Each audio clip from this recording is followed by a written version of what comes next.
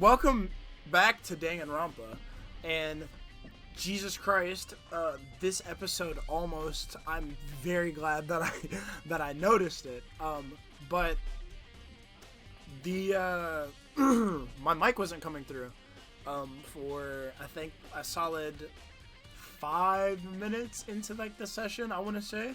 So, I will say that I have already checked the biology room and have watched the video, but I didn't save it so I could show y'all, but I'm not gonna lie and sit here and say that, I mean, excuse me, there was nothing in the biology room. I don't even know why, there was nothing to check anyway, so I am, I saved myself anyway, but outside of that kerfuffle, I hope you all are having a good day, evening, nighttime, whatever time of day you're watching this. Like and subscribe if you haven't already. It really helps me out. And this could be potentially the last episode. I honestly don't know how it's going to go, because I know we have a couple of more places to like check out, or buy a couple more. I think just like one for real, if I remember from last time. And then we have the class trial. So I know that like the biggest thing again that we need to check is the AV room.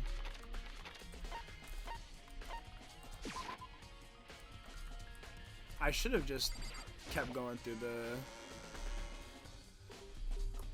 whatever, but just going into the map to check whatever, which one I had, if I can teleport to it. I don't even know what I'm trying to say right now. I'm so like, I'm so brain broken by the fact that I'm coughing, and I almost like, I'm so frazzled that I almost lost the audio of the entire episode, like, if I didn't notice it. So I'm going to do my best to just calm myself down real quick. I'm going to take a sip of water. Hopefully that fixes my throat.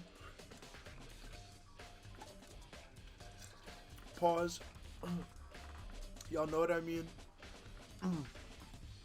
This should be able to play DVDs just fine.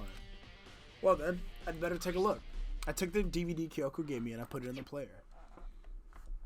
It said that it was playing, but nothing appeared on the screen. I stared into the black of the monitor. It must have only been a few seconds, but to me it felt like an eternity. And then, all of a sudden, an image appeared. Sayaka? It took me by total surprise. I hadn't seen Sayaka in who knows how long, and there she was. Are you ready to begin? The voice I heard was of the man positioned on one side of the screen. It was the voice of a middle-aged man. I do apologize, but I hope you don't mind if I record our conversation. I'm a little slow, you know. I never really got the hang of taking notes while having a conversation. It sounded like he was trying to make a joke, but Sayaka's tense face didn't move a single millimeter. So this video is meant to serve as a kind of contract substitute. It's not that I don't trust you guys. It's more like insurance. So please don't worry too much. Now then, let me get straight to the point. There is a chance that you may have to spend the rest of your life here in the school. Can you accept that? You want me to accept that? I really don't remember Sayaka's voice from the fucking like first episode, bruh. For real, like I really don't. I like even after like, cause I read this part already, bro, and I still do not, for the life of me, remember what the fuck voice I even gave her whenever we started this. That's how long it's been, dude. Jesus.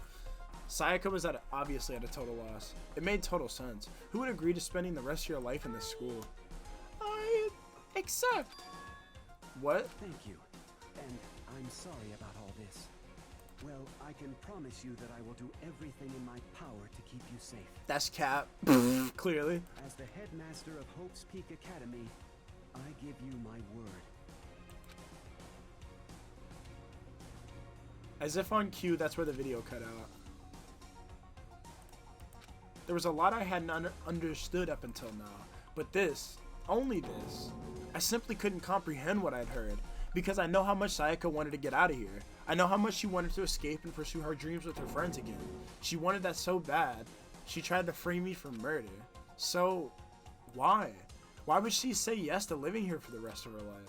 As I sat there thinking about it, I noticed a sudden light on the monitor. The video that I thought was finished flashed back on screen. Okay, to my credit, I actually do not know what happens after that, because this is kind of where I noticed that it was like the audio was like not doing nothing, so I was a little, so I am completely in the dark, just like everyone else on this. After this part, my eyes darted back to the screen, and if I was confused before, what I saw next pushed me right over the edge. Uh-oh, what is this about to be? Oh, huh? What I saw was me, impossibly, undeniably me. Oh, that's fucking crazy, actually. What the fuck? Makoto, before we begin, I should let you know that I'll be recording our conversation. Yes. Me and the headmaster were looking at each other. He and I were having what seemed like a fairly normal conversation, but the I in the here and now, had absolutely no memory of it. I had no memory of even meeting the headmaster, much less sitting down to talk to him like this. Shall we get straight to the point? Makoto, there's a chance you may have to spend the rest of your life here in the school. Can you accept that? Whoa! This can't be real. I said yes? I'm sorry I'm putting you through all this. Well, I mean, we don't have much of a choice, do we? But I promise that as long as you're in this school, I will do everything I can to protect you. As the headmaster of Hope's Peak Academy, that's the very least I can do for you. Once again, the video cut out. From there, the video repeated the same scene once again and again with the others. Byakuya, Toko, Hina, everyone. They all said that they'd agreed to live in the school forever. And then Kyoko. Her interview with him had been recorded just as clearly. Without a doubt, she had met him. She sat down with the headmaster of Hope's Peak Academy, her father, and when he asked her his question, she answered the same as everyone else. She accepted a life within the school. Just as Kyoko's interview was wrapping up, the monitor suddenly went black. Huh? It wasn't just the monitor. The DVD player itself had apparently turned off, which of course meant that the DVD wasn't playing anymore. What the heck just happened? Say what? Oopsie, looks like it broke. Out of service. What? It just so happened to break now? Now then, when doesn't matter. Failure can strike anywhere, anytime. That's what failure is, right? Motherfucker. Failure my ass. You cut the power on purpose. Well, whatever. Okay, Makoto's got some fire in him right now, okay? Even if I watched the whole thing, it'd just be more of the same. He'd ask them the questions, and they'd all say yes. I couldn't help myself. I let out a huge, exasperated sigh, but as soon as I did, I remembered something. There's a 16th student. I fainted too, and when I woke up, I noticed a strange feeling of separation within myself, a disconnect. It would seem... Thinking back on it now, at that point, my memory was gone. At that time, I'd forgotten. I couldn't remember why I'd come to this school, and I couldn't remember what my ultimate ability was. But what would make you forget all that? Hey. Strange, isn't it? It's hard to imagine it happened by chance. It seems much too convenient. A convenient outcome. Something that seemed to obviously work in the favor of the Mastermind. So does that mean I've lost my memory too? What about the others? Have we all forgotten? Or... Interview DVD has been updated in the Truth Bullet section of your handbook. Here it is. Oh my god. For anything that has a start, there has to be an end. And if the end comes, then that means it's time for a fresh start. There is no night that doesn't have a dawn. Although that dawn is totally pitch black, there is no storm that won't eventually end. Of course, then that leads to drought. But as I said, Every end is the promise of a new beginning. He's freaking me out right now, low-key. Which is why I'm sure we'll get to meet again. Because the end is only the beginning. Anyway, let's get started. The beginning of the end of the class trial. Everyone gather once again at you know where.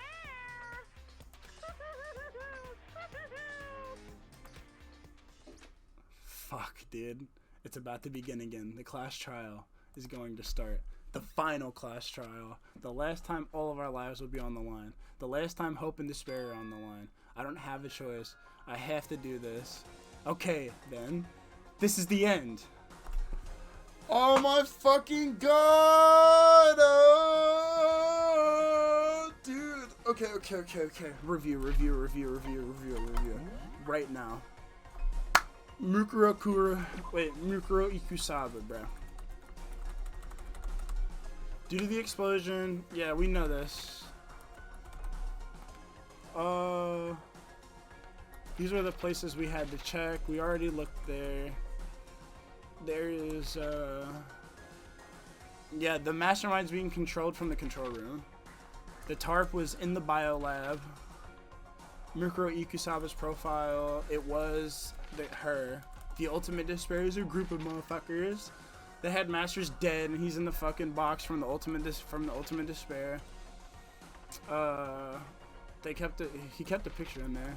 He also had in this emergency handbook, which shows that people were in the school a year ago, or not a year ago, but people have been in the school before, which could be a year ago. Despair walks among us, so second despair.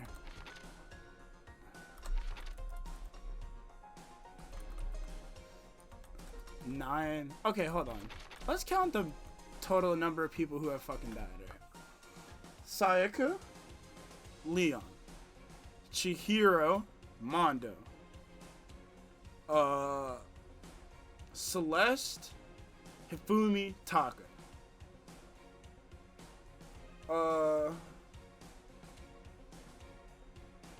Wait, fuck, I fucked my hands up. Wait, that's 8, right? Celeste Fumi Taka, Sakura, Mukuro. Oh, somebody is missing, dude. Unless I fucked up. Hold on. Cause I'm really blanking on my math right now. I'm counting on my fingers right now too. Sayaka, Leon, Mondo, Chihiro, Celeste, Taka, Hifumi.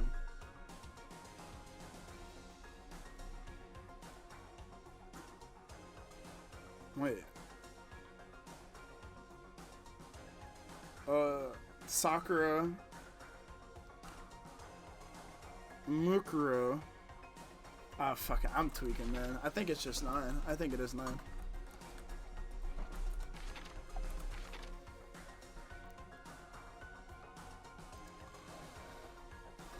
The stab wound and the blow to the head were inflicted after death on Mukuro.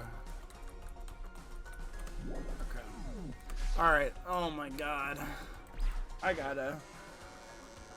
Man. Here we are. I guess I'm the first one this time.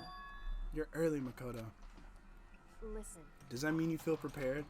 Yeah, for now at least. But where's everyone else? Why aren't they here yet? However, Don't worry. I'm sure they'll be here soon. And just like she said, Byakuya? Byakuya? They arrived, one after another. That doesn't explain why everybody's so weird about me right now. But they were all in the same state of shock. Hina? Hero? Silence. And it wasn't any normal silence. It was the deafening silence of fear and suspicion. It was like the first class trial. I'm late! I'm on fire! Ah, strong silent master is so wonderful, so cool, so hot, my loins are ablaze. Now listen, everything will be just fine if you leave it to me. With my scissors-sharp scissors in hand, I stab and gouge and shiv the master of evil. But I thought you couldn't kill anyone but adorable little boys. If it's what the master wants, it can be boy, girl, or anything in between. I can handle it. Achoo. Where am I? No human language can describe the disappointment I'm feeling right now. Is everyone here? Oh, and wearing our gloomy Gus faces, I see. Oh, well then, let's begin. This final class trial is going to be slathered in pitch black despair. Climb maximum sorrow. That's fine. You're right. This is the final class trial, and this time it'll be fair. What do you mean this time? Stop with all the slander. I'm a bear in good standing, you know. If there was a Mr. Fair Guy universe contest, I'd take home the tiara every year. I'm gonna win this game super fair and square. I'm feeling white. And I'll make sure everyone watching at home knows that despair is mightier than the hope. Enough of your tedious drivel. Begin the trial already. Sure. Let's begin the trial already. I'll be waiting for you down below, so don't try and run away. Laughing as loud as ever, Monokuma disappeared. Whatever. In the name of my family. This will be over in no time. With an inexplicable confidence, Byakuya was the first into the elevator. One by one, the others followed.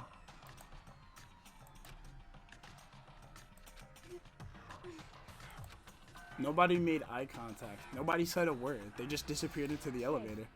They're all acting odd. Like they're paranoid, suspicious of each other. However. But you know why that is, don't you? Yeah, I think so. However. Well, you can tell us about it all soon. At the class trial. You're right. I'm ready. So. Ready to win, right? Of course. I'm glad to hear you say that.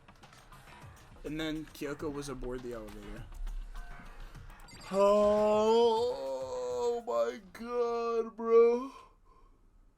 I am so nervous that I'm making myself tired how nervous I am. Oh my goodness, dude. It's fucking crazy.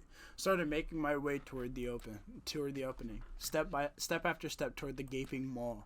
I'd resolved that this would be the last time. I repeated to myself that there was no fear, no mystery left. I pushed the anxiety down, calmed my trembling body, and finally, on steady legs, I passed the threshold and stood in the elevator.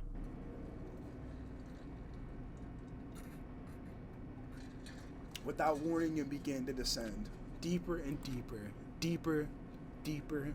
deeper still, deeper and deeper, deeper and deeper, deeper and deeper, deeper and deeper it fell. It took everything in me not to make a joke right there. I closed my eyes and sight fell away. All sound too disappeared. Alone in the universe, I waited for the elevator doors to open for the last time. What could have been seconds or centuries later, I felt the gentle vibration of the elevator come to an end. I slowly opened my eyes. This is grungy.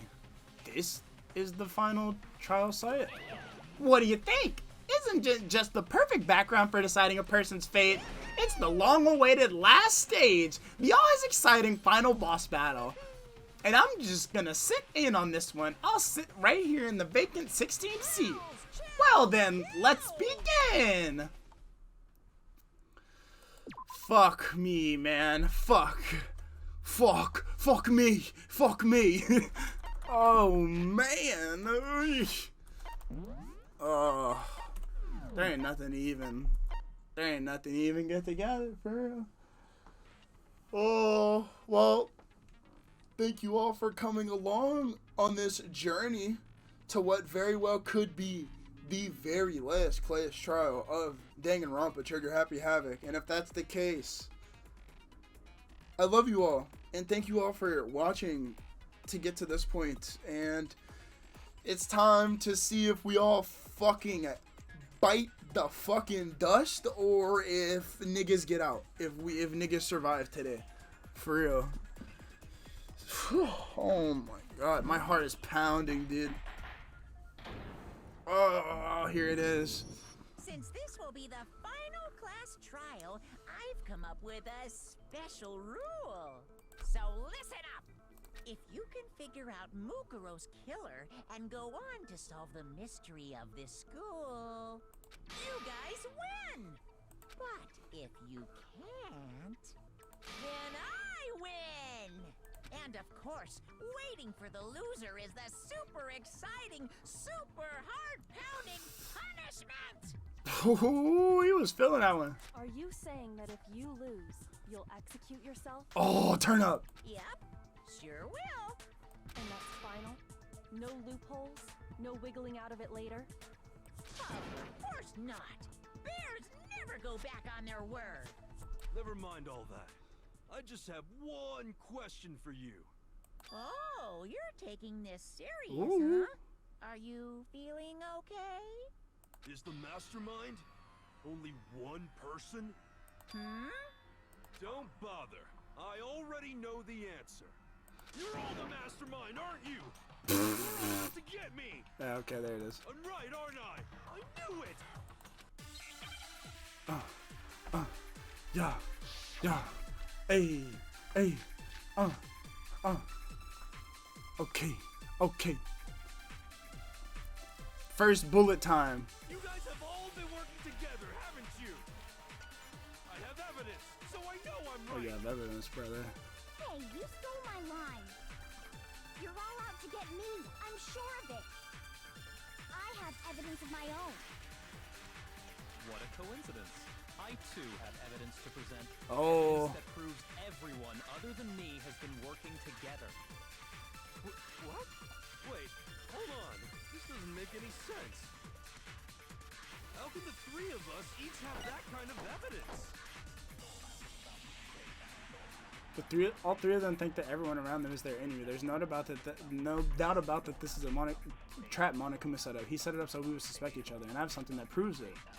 You guys have all been working together, haven't you? I have evidence, so I know I'm right.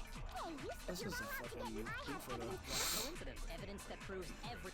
What? This doesn't make any sense. How can the three of us each have that kind of evidence? There it is. No, wrong.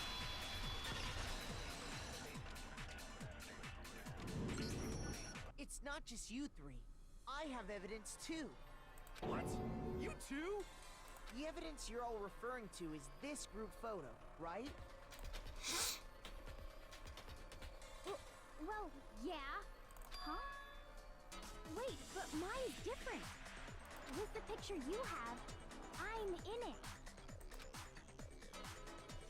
But that can't be right. Because in my picture, Oh, see? I'm the only one not in it. there's Makoto. Oh my god, look at Sakura blow. Yo! Holy shit!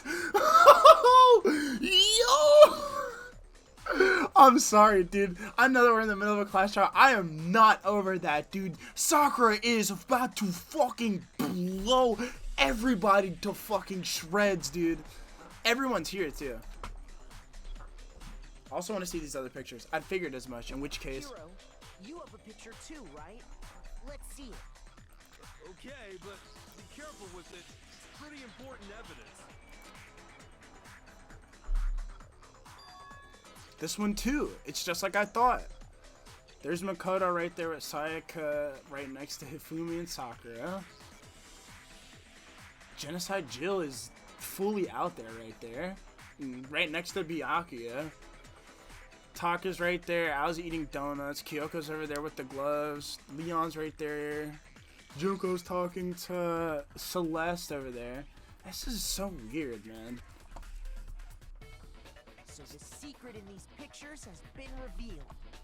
Secret or whatever, I don't care. You guys are all in on this together. That's why I'm the only one missing. But you're in my picture. You're the ones trying to trick me. So the whole purpose behind these photos was to get us questioning and fighting with each other. The Mastermind laid a trap to make us each think everyone else was working against us. Huh? I laid a trap? A trap? How rude! What grounds do you have for such audacious accusations? The proof I need to reveal Monokuma's trap. Each photo has a certain something in common. There's a connection regarding what person isn't shown is in the group photos, and that person is The ones who took the photos. Or the ones who got the In photos. each case, the only one not in the picture is the person who received it. You know what I meant. So, in the picture I got, I'm the only one missing. In the picture Hina got, she's the only one missing. And in the picture Hiro got, he's the only one missing. Mmm. As long as we're talking about it, I suppose I should show you my photo as well. Yeah, let's see it, Byakuya. Holy fuck! In other words, Monokuma gave each of us a group photo in which that person wasn't included. Did the game bug right there a little bit? And when we each saw our picture, we just assumed everyone else was the enemy? Figured it out, huh? Yeah, I thought that must be it. But how was that a hint? But you know, there might be some more to this than just Monokuma trying to confuse us. There's something else that bothers me about everyone's pictures. What is it? What's digging at me? Can I see everyone's group photo one more time? It's not directly connected to what we're talking about, but I'd like to double check something. Sure, no problem. Yeah, I don't mind. I'm sure there's something unusual about these group photos. What is it? I need to compare each of them one more time.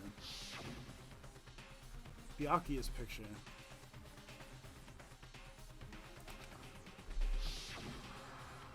Hina's picture.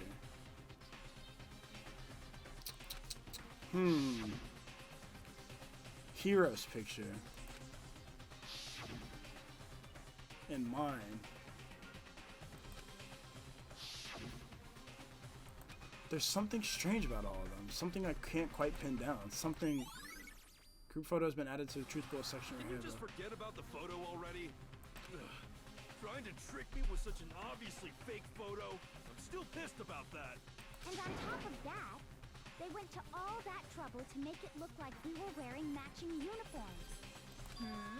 So you think they're fake? No.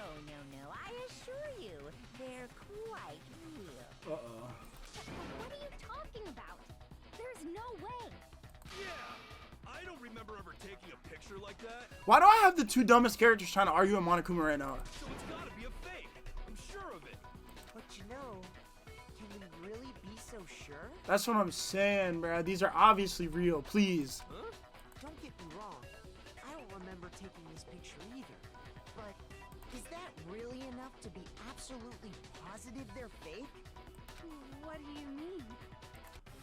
The reason I don't remember this picture isn't necessarily because it's fake. There might be some other reason. Some terrible reason. An unbelievable but entirely horrifying reason. Memory wipe. Hangman's Gambit. Amnesia? Yeah. M. Show me that M, brother. That E. Let me get that E. Need. Give me that S. Give me that A. Oh yeah. Now I understand. Now I understand. Tell him, Makoto. Let's say that somehow we'd all lost our memories. That could explain it, couldn't it? Oh, I get it. So we all just lost our memories at the same time and forgot about the photo. Makes sense. As if. You expect me to believe such an unbelievable occult-type story? We all lost our memories? That's just crazy. It's only natural that they wouldn't believe it, but no matter how much they refuse, it's the absolute truth. They have no choice. We can't move forward until they accept it. And there's another way to prove it besides those pictures. The DVD. We'll let it play out first. Yeah, the interview DVD. Holy hell! That is 5 fucking truth bullets signed right up. Saying we all got spontaneous amnesia? Since when did this turn into some kind of sci-fi fantasy? I promise you, I haven't lost my memory. Ever since I got to this school, I remember everything that's happened. So the idea that we all lost our memories. It's totally stupid. Obviously. It should be right there. There must be some more evidence in those pictures that we lost all of our memory.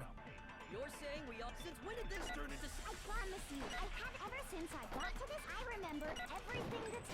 There it is. What the hell? I think I got it too late.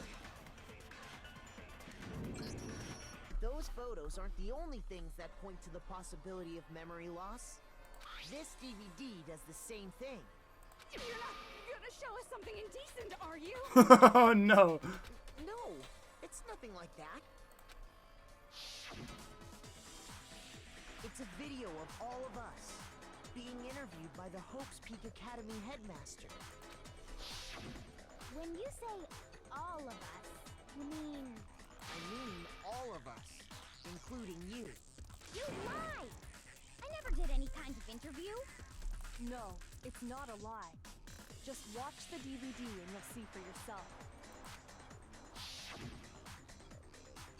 The headmaster did, in fact, interview you. What are you saying? I didn't imagine you would remember. It's not about whether or not I remember. You expect me to believe all this? That I lost my memory somehow? What do you mean they expect you to believe this? What the fuck? It's the truth. Well, we don't have any way to refute it, so we have no choice but to accept it as reality. Yeah, Biaki gets it. Thank you, Reddit atheist debate, bro. How can you say that? We're talking about living, breathing amnesia here. To be honest, I have something else on my mind right now. Something else? You said the DVD contains recordings of us being interviewed by the headmaster, right? What were the interviews about? The headmaster sat each of us down, one at a time, and asked us the same question. He asked us if we could accept the idea of spending the rest of our lives in this school. What kind of question is that? And how did we answer? We'd say no, obviously. Actually, we all said we could. Even me. I heard myself say yes. I could spend the rest of my life at this school. Holy fuck, man. Why? Why would you say yes to something like that? I don't know. I don't remember a thing. The same goes for everyone else. Nobody remembers. You don't remember choosing to live here forever, or even talking to the headmaster about it at all. It doesn't matter if I remember or not. Even if I bought the whole amnesia thing, the idea that I would want to live here forever? That's just insane! How can I believe that? That is pretty wild, though. Insane or not, we can't move forward until you accept it. Am I right? You sure are, 'cause it's all true. I know it sounds absurd, but if it's the truth, there's nothing we can do about it. Indeed. We only have one path in front of us. Then, we really... Yep, you all totally lost your memory at the same time. This is all... making my head hurt. Just wait, darling. And this isn't like some normal kind of memory loss. You stole those specific memories from us, didn't you? Oopsie, you figured that part out too, huh? How? Of course. There's no way we would all just happen to get amnesia at the same time. Like, how the fuck, though? How could someone just steal our memories? That's where I'm at. How? Come, that hardly matters right now. If I said it was hypnotism, would you believe me? Or we opened up your skulls and messed with your brains? Would you really believe anything I said? How it happened doesn't matter right now. Yes, it definitely does. What matters is figuring out what memories you took from us. That's what you're trying to say, right? I knew I could count on you. The interview with the headmaster, taking that group photo, those can't be the only memories we lost. There must have been a purpose to it all. A reason for taking away our memories. Of course there was a purpose. It all has to do with the original motive. The original motive? You mean the motive you came up with to try and get us to all kill each other? That has something to do with the memories you stole from us? It sure does. But that part's still a secret. Anyway, I'm sure it's not easy, but let's all focus on the class trial for the murder of Mukuro Ikusaba. Okay, so you want us to figure out who killed her before we do anything else? So until we do that, either way, we have to explain every last remaining mystery. So the one who killed Mukuro, the true mastermind, that's what we need to expose. Oh boy.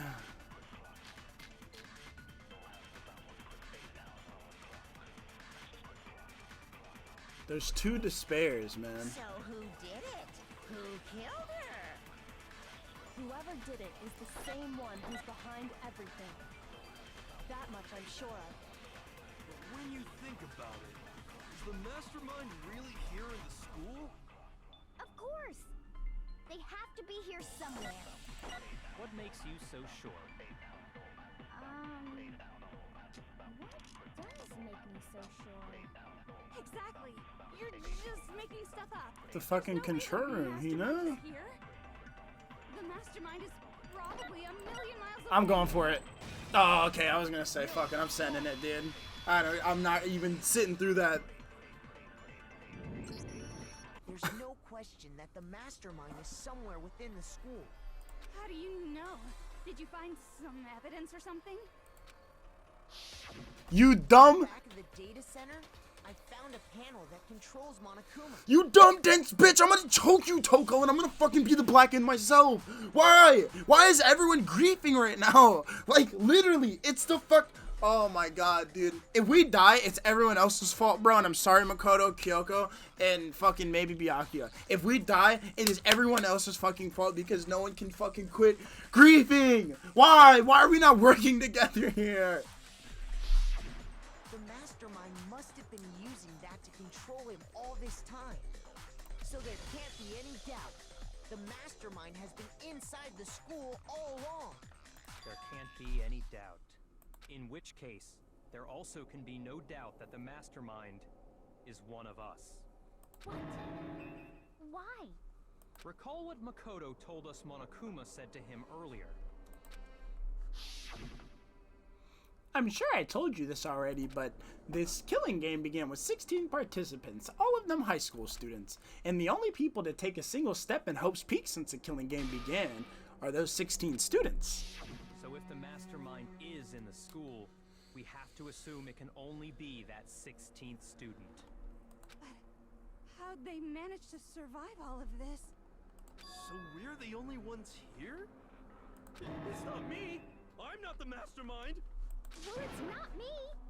I blame Makoto. What? Why me? Cuz it's super weird how you're the only one who survived being executed. Oh, fuck. Oh, I get it. The only way he could have survived is if he was actually the mastermind himself, right? Aw, nuts! Ya got me! Wait! What are you trying to say? Everyone, calm down. There's no reason to panic. The mastermind's true identity will become clear soon enough. Just as soon as we find out who killed Mukuro. Is it Kyoko? That's a good point. Rather than wasting time bickering, we should put our minds to work solving this mystery. Is it Kyoko? Yeah, well, how much time have we already spent talking about the murder? He's right. What more is there to talk about? If you want something to talk about, I think there might be one thing. Ooh. We haven't fully established what Mukuro's fatal injury was. Huh? But I thought we figured that out. She died when she got hit in the back of the head. No, that isn't actually what killed her. It was something entirely different. I still don't even know what the fuck killed her, actually, for real. Wouldn't you agree, Makoto? Mukuro's actual cause of death, it must have been... I got it! Yeah, the other wounds. All of the wounds covering her body. That's what really killed her.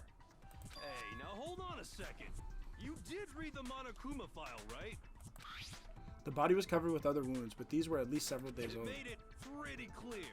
Those wounds were made at least a few days ago. So they can't possibly be what killed her. Consider this. What if the murder itself took place at least a few days ago? What? What if, when we discovered her body, she'd already been dead for several days? If that's true, then naturally the wounds that killed her would appear to be however many days old. That doesn't make any sense. Because she had all those wounds before she ever came here. Huh? How do you know that? Isn't it obvious? She was the ultimate soldier, right? So that means, you know. You're wrong. She denied me. Before I could even say anything. Come on. I mean, you think I'm not weird, okay? At least listen to what I have to say before you deny me. If you're so sure we're gonna deny you, why bother saying it in the first place? I knew this was gonna start a fucking debate.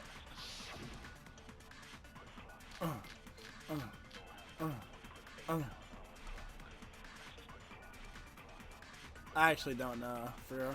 Mukuro was the ultimate soldier. She must have been in 100 different battles. So, when you think about it, obviously, she got all of those wounds in battle. Are you finished? You didn't deny me this time, You made me go all cutesy. Don't worry, there wasn't anything cute about it. No, those wounds didn't come from the battlefield. One look at what was written about her, and that should become clear. Mukuro was the ultimate soldier. She must have been in 100 different. So when you think, Give me this spinny ass shit right here. Give me this spinny ass shit. There we go. Holy fuck. I knew that one was the one because Jesus Christ, looked at it. No, Mukuro didn't suffer those wounds in battle. The file we found in the headmaster's room said as much. Despite the time she spent in battle after battle as a member of Fenrir, when she entered the school, she hadn't sustained a single injury. To be denied so completely. Actually, it's kind of refreshing. Maybe it's because of all of Master's training. Anyway, so we can be sure that Mukuro suffered all those wounds after coming to this school.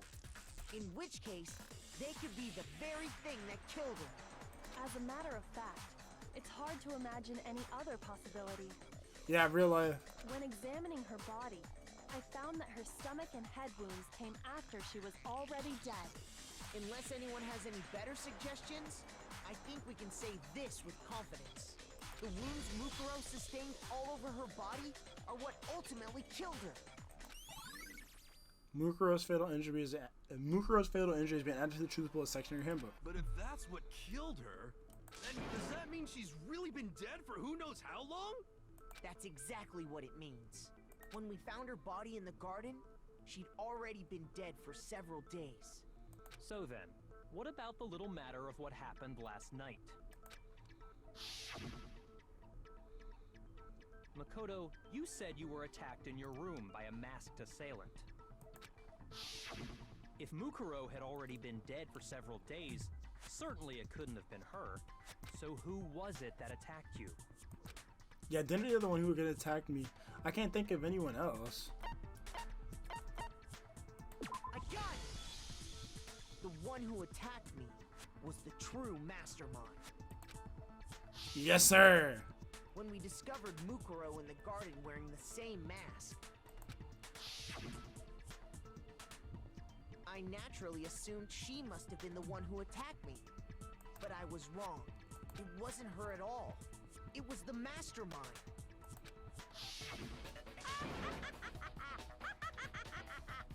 What are you laughing at? Oh, don't mind me. I'm just getting a little impatient sitting here listening. I think I'm gonna jump in. Let's start off with a nice, easy question. Your assumption that I attacked Makoto is just that, right? An assumption. You can't really know who was under that mask, can you? I mean, that's the whole point of a mask. That's what the mask is! The true identity of the masked attacker is Mukuro Ikusaba. At least, that's what I think. Cap. Do you have any evidence that might convince me otherwise? No, there's no way Mukuro is the one that attacked me, even if I didn't see their face. Mukuro had a very obvious Fenrir tattoo. Comparing that to the masked attacker, it should be obvious. Yo.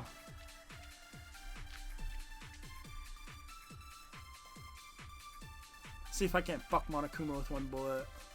You never saw their face, right? So you can't have any idea who was under that mask. I'm telling you now, it was Mukuro Ikusama. Oh yeah, I fucked it. I don't know why. You think that can prove it? Shoot. You never saw their face, right? So you can't have any idea who was under that mask. I'm telling you now, it was Mukuro Ikusama. You're wrong. Even without seeing their face, there's another part of the attacker we can use to prove it wasn't her. Oh? And what is this other part? Is it the right hand? Or the left hand? Maybe the right foot? Or perhaps the left foot? Or could it be the hips? That's a wild ass fucking. Her most noticeable feature, it was on her right hand. Yeah. You never saw their face, so you can't have it. I'm telling you now, it was Mukuro Ikusama. You're wrong. There's another part of the... Oh? Is it the right or the left hand? There it is. Fuck.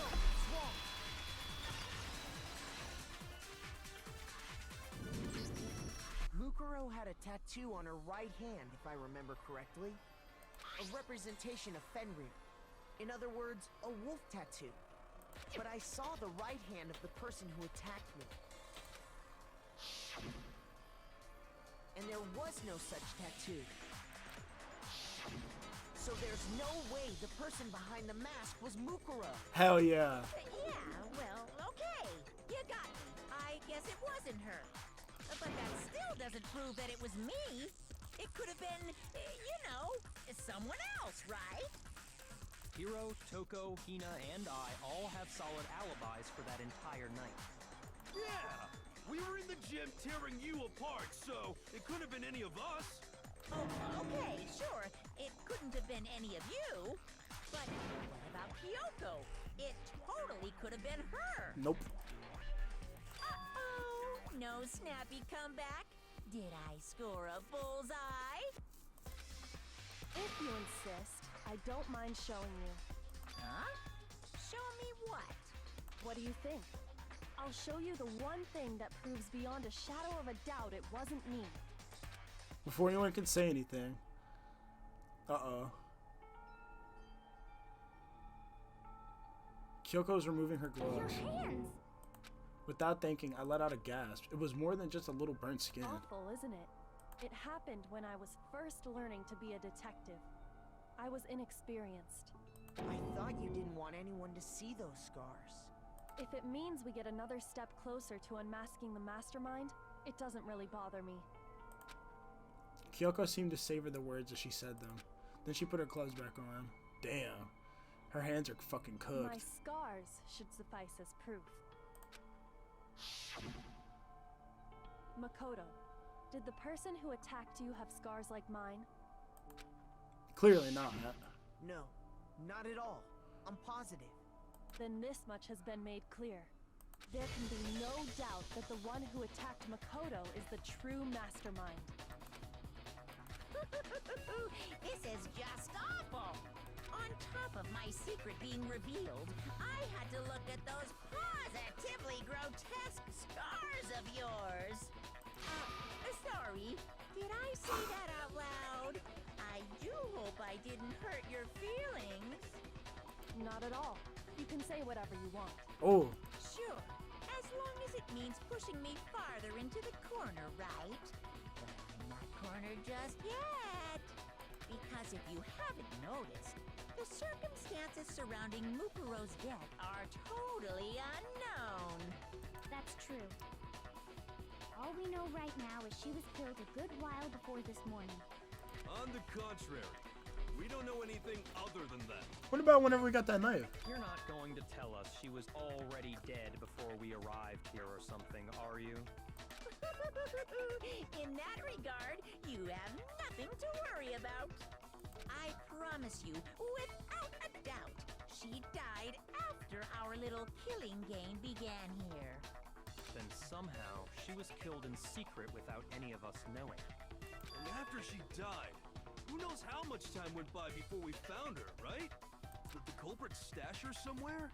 She couldn't have been in the garden the whole time, could she? If she was, she would have been totally decomposed. Just like Oh, your the brain. morgue. Then she was being stored somewhere?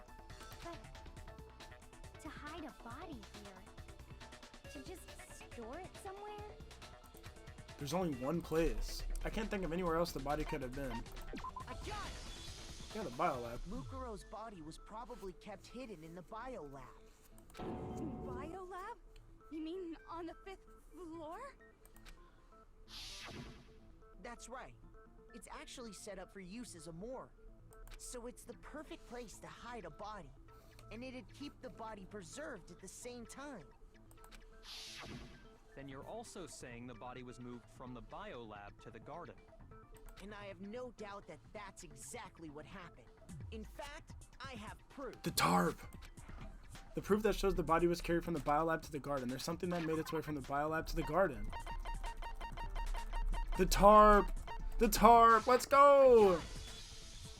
What makes me so sure the body was carried from the biolab to the garden is the tarp that we found in the garden. Makoto's knocking this shit, man. Let's go. When I was checking it over again, I noticed something. I noticed that some text had been stamped on one corner of the tarp. Oh, it says biolab. Holy cow! How'd you notice that tiny little thing? Makoto's nitpicky nature seems to have surfaced with perfect timing. This proves that the tarp originally came from the biolab. In fact, there's a whole stack of tarps just like it in there. So when the killer moved the body to the garden, they must have grabbed a tarp to wrap it in. Then they simply left it as it was to protect against the sprinklers, and put the code on it afterwards. You made everything sound so amazingly consistent. That's just a wild guess. Where's your evidence? Prove that the body was wrapped in a tarp and moved. There is no evidence. I was simply explaining what I think happened. But you seem to be getting pretty worked up about it, wouldn't you say? Worked up? Now that the conversation has turned to the topic of the biolab, you must be getting pretty nervous. Because the key to uncovering your secret identity is hidden within that room, isn't it? You talking about unmasking the Mastermind? You see, the biolab contained an inconsistency. One so major it can't be overlooked. An inconsistency in the biolab? Could you be talking about? I can't hear you. La la la la la. Such a child. Oh well, just ignore him. I need to pull myself together and think. The inconsistency in the biolab. Could you be talking By about? the way, Makoto, what about that one thing? What one thing? What do you think I'm talking about? Your family. What? Don't tell me you forgot about that video message. So what do you think? Are you sure your family's still okay? Why are you bringing that up now? Your mom, your dad, your little sister. Why is Hina happy? What do you think has happened to your family? Are they really as safe as you might have? Why is Hina happy? Stop talking about that! Calm down, Makoto. He wants you to get upset. Yeah, I need to calm down. I can't let him get to me. He's just saying that because he knows we're getting close to the truth of the biolab. So if I want to shut him up, I need to expose the inconsistency and slam him with it. The inconsistency has to be the one area where the numbers just don't match up. We're getting that bullet time battle with Monokuma right now? Oh, shit. Come on, fucker. ¿Qué pasó?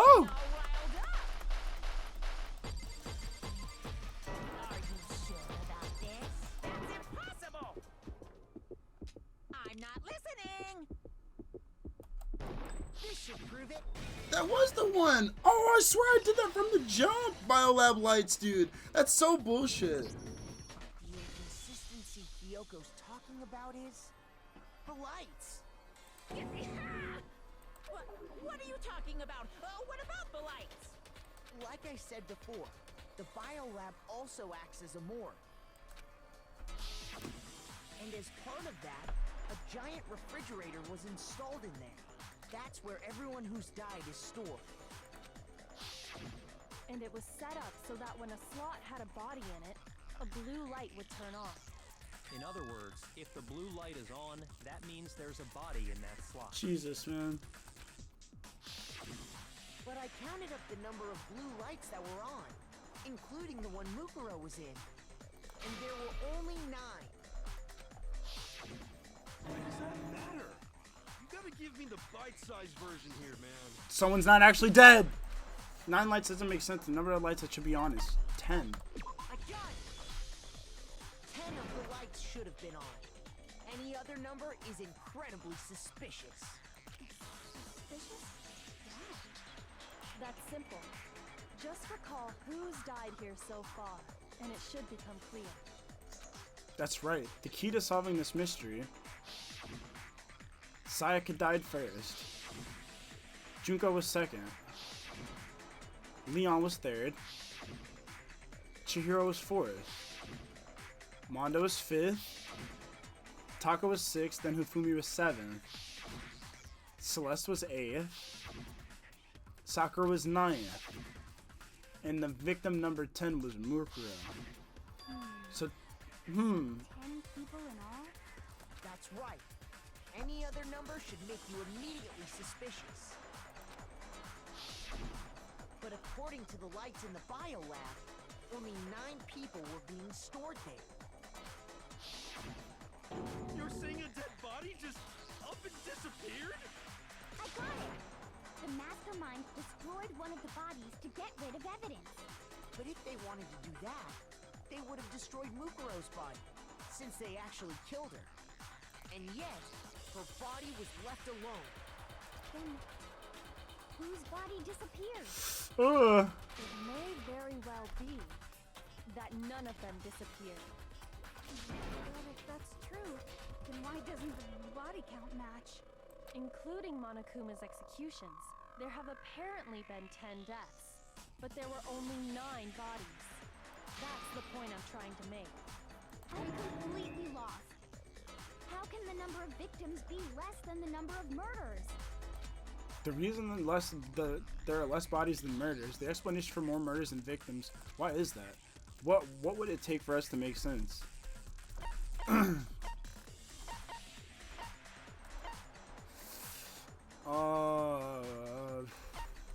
Only 9. Oops. The same person was killed twice. What about if the same person was killed twice? Killed twice? Officially, 10 murders have been committed so far. But one of the victims may have been murdered, and then murdered again. Murdered and murdered again? If that's the case, there could have been 10 killings, but still only 9 victims, right? Technically, you're right, I guess. Still, something like that. Could easily have happened. No, it is what happened. Wait, who got murdered twice? Sounds like you're already convinced. Then can you tell us who was killed twice? It was Mukuro, of course.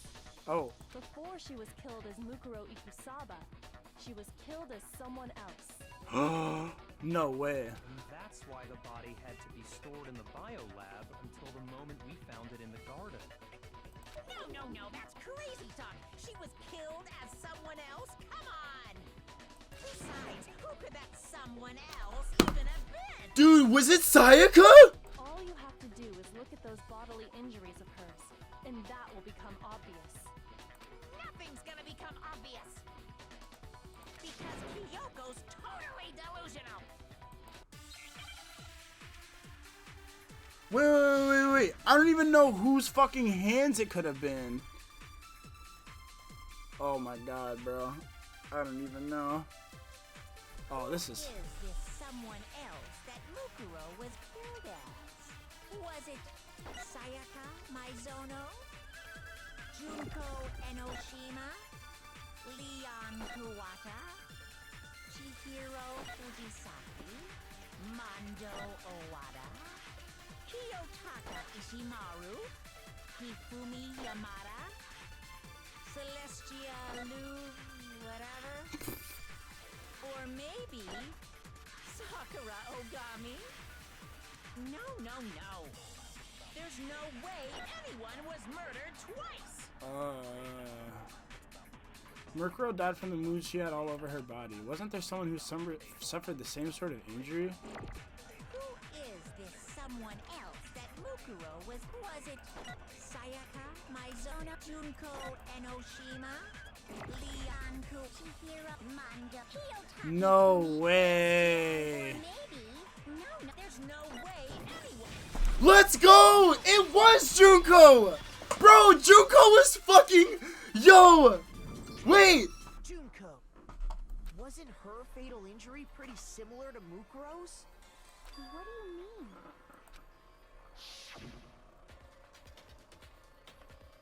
Well, remember what happened to her?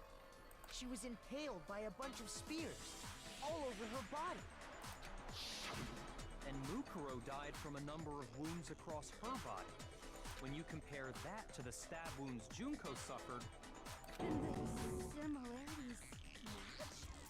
Yes, and those are the only fatal injuries that match up. That explains why those two bodies are actually one and the same. Oh my god! So let me see if I have this straight.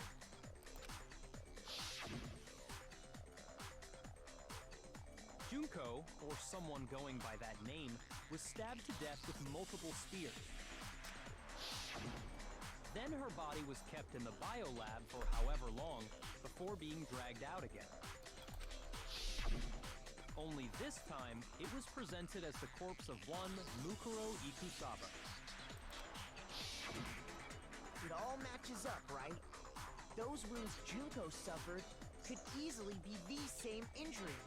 So Mukuro's not actually dead. It's really true? Mukuro and Junko are the same person?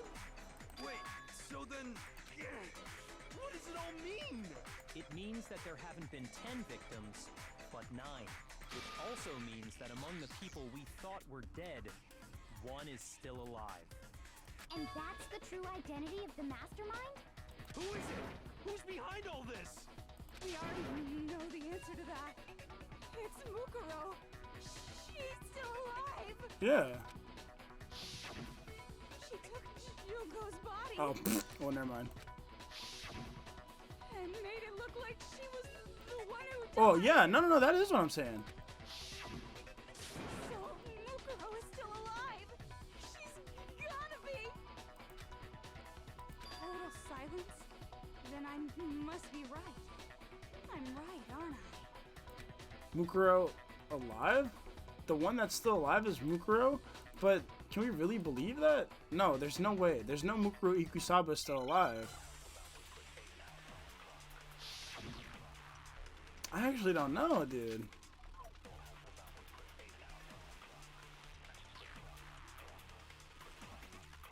The body we found in the garden. It wasn't Mukuro. Then she's still alive? That's right. She made it look like Junko's body was her.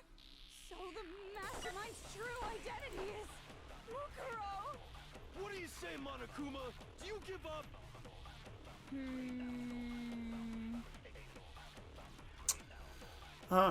For that to be true, then that couldn't have been her body we found in the garden. Is that really possible? The body we found in the garden, it wasn't Mukuro. No, it's wrong.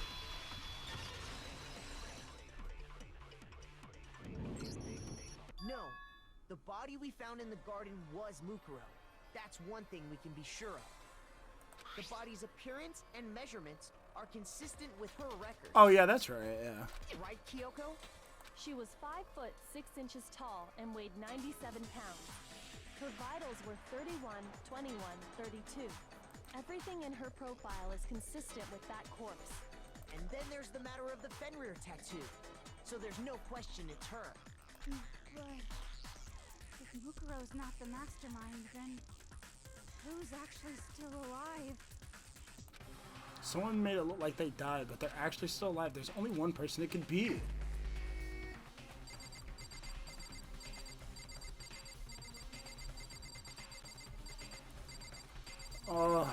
Is it Junko then? Here's my answer. Oh, it is. Junko is still alive. It's the only possible. Oh shit! Are you sure about that? Huh? I admit, since Mukuro is undoubtedly dead, Junko does seem to be the only other explanation.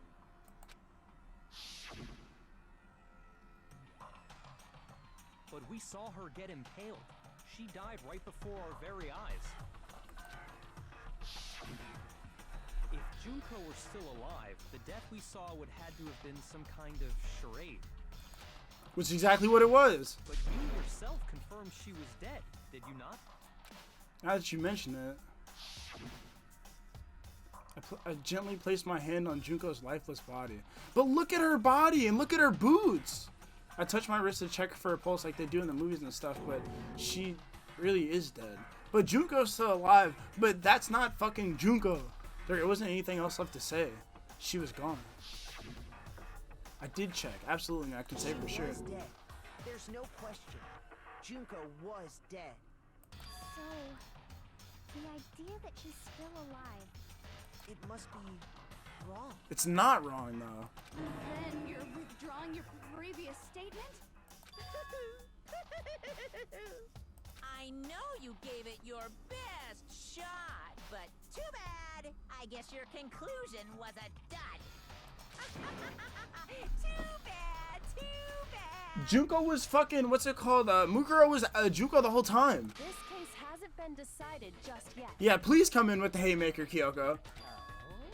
You haven't given up already, have you, Makoto? Huh? No, of course not. There's no way I'd give up that easy. That's all well and good, but how do you intend to solve the problem standing in your way? Junko absolutely died. Mukuro absolutely died. That's not true! Then both of them are dead, right?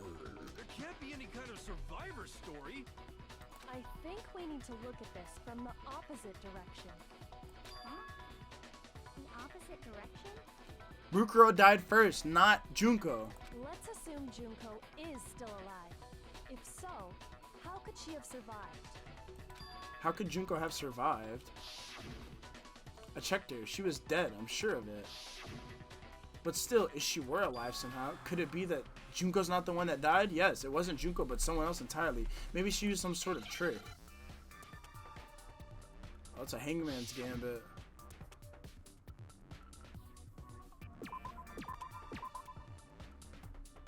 What? Oh, replica.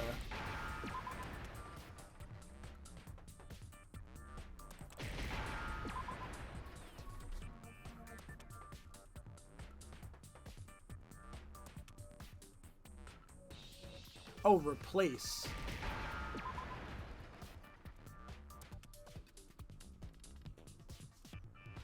I'll replace the.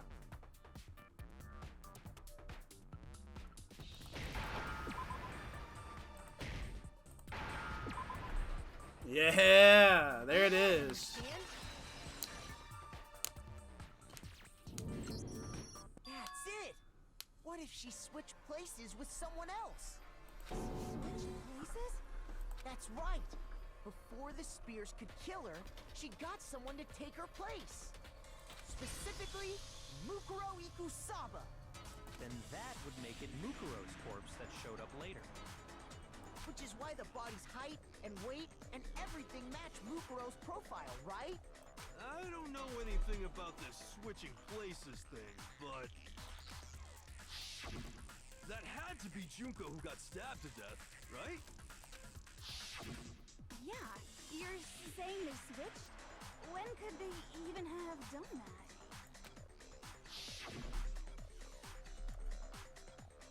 right when she was about to die? Like she used some kind of ninja replacement technique? Good point. There's just no way they could have switched like that. So maybe the whole idea is wrong. There has to be some way. I need to figure out how to explain that they could have switched. They switched from the beginning. I got it! The two of them may have switched places from the very beginning. What? From the beginning? Yes, from the moment we first met. If that's when they switched, then they wouldn't have had to switch at the moment of death, right? After all, the one we saw at that point would have already been Mukuro. Hold on. So, you're saying the Junko we first met is actually Mukuro all along? Uh-huh. We'd already met her? I had, like, a normal conversation with her. When we first met, none of us knew who anyone else was. So Mukuro could have simply told us her name was Junko, Uh-huh. and we never would have known the difference. That would easily allow the two of them to switch places from the very beginning. Wait, but Mukuro had a tattoo on the back of her hand, right? Junko never had any tattoo like that, did she? She could have hidden it with foundation or something like that. If she did, it likely melted away in the explosion, exposing the tattoo after the body was extinguished. Ooh. Plus, there were the fake nails found on the hands of Mukuro's body. They were the same fake red nails she was wearing when we all met for the first time. But if she really did use foundation... Correct. Even if there was no tattoo on her hand, I couldn't say for certain it wasn't Mukuro. So I'm glad nobody noticed that glaring hole when we were trying to figure out who attacked Makoto. But too bad for you, Monokuma. You can't deny it anymore. Wait, so this whole thing was a setup from the very beginning? Ooh. If that's true, it was quite an elaborate plan to be sure, making it look like Mukuro was Junko. That's fucking nuts, dude. The reason such an elaborate plan was possible is because the two of them were working together. So Mukuro, the ultimate despair, teamed up with someone like her. In other words, it would be fair to say that Junko herself was also the ultimate despair. Oh! What's wrong? Lost the will to fight back?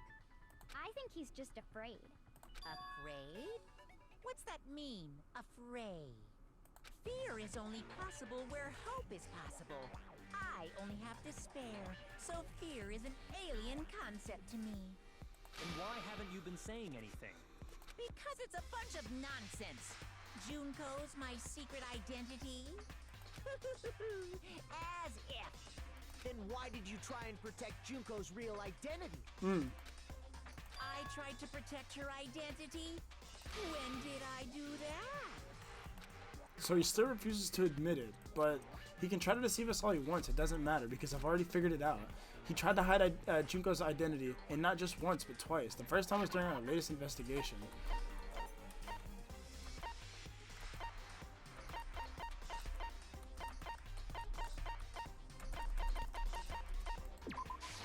I got it!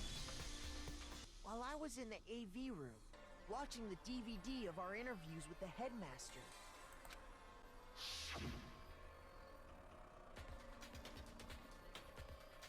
It wasn't just the monitor. The DVD player itself had apparently turned off, which of course meant that the DVD wasn't playing anymore. What the heck just happened? Oopsie, looks like it broke. Out of service. What? It just happened to break just now? Now then, when? Doesn't matter. Failure can strike anywhere, anytime. That's what failure is, right? You made sure I couldn't finish watching the video. And the reason you did that is because you didn't want me to see the real Junko, did you? Oh, yeah.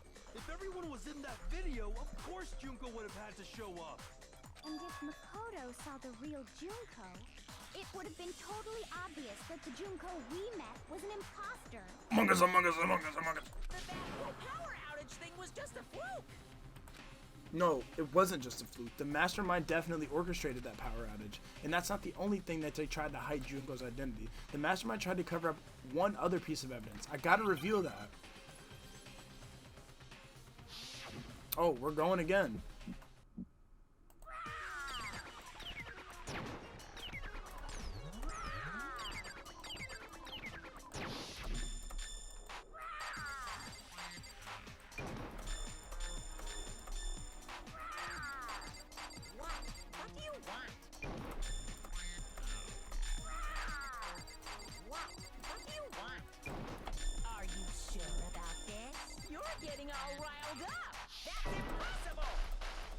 Oh.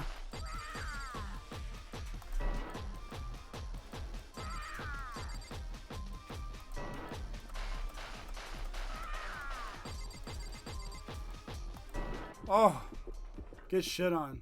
That's impossible. This should prove it. There we go. Get fucked.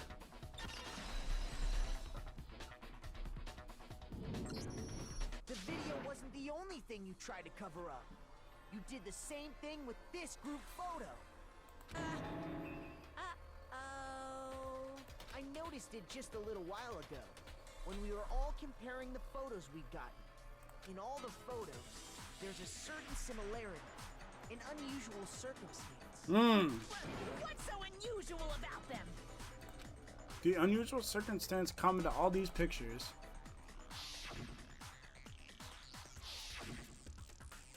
You can't see you can't see her face. The unusual circumstance is Junko's fucking face. Or Mukuro's face. Junko's face. I got it! Junko's face. The one thing common to every single photo is that you can't see her face. That was a good bait.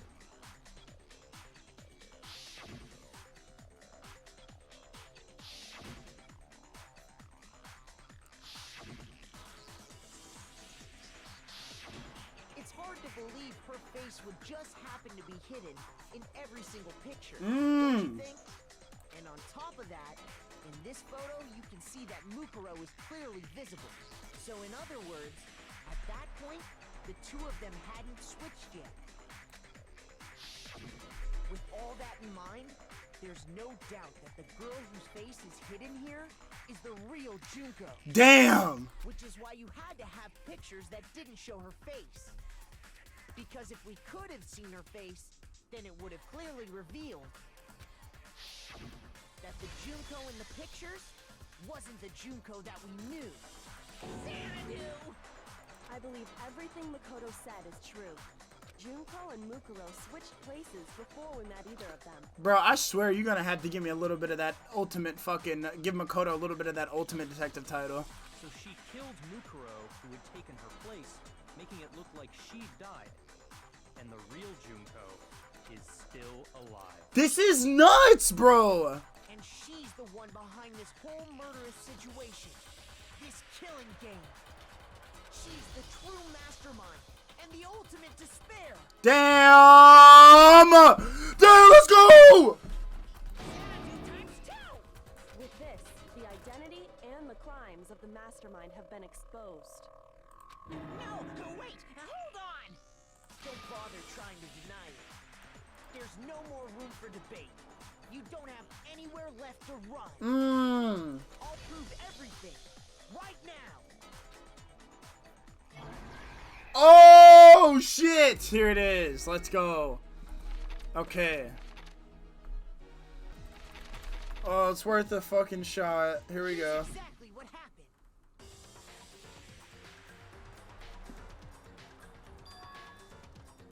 We met the ultimate fashionista, Junko and Oshima, right after we all arrived here. But that wasn't the real Junko. The girl we saw before us was actually the 16th student who had taken Junko's place. And that girl's name was Mukuro Ikusawa.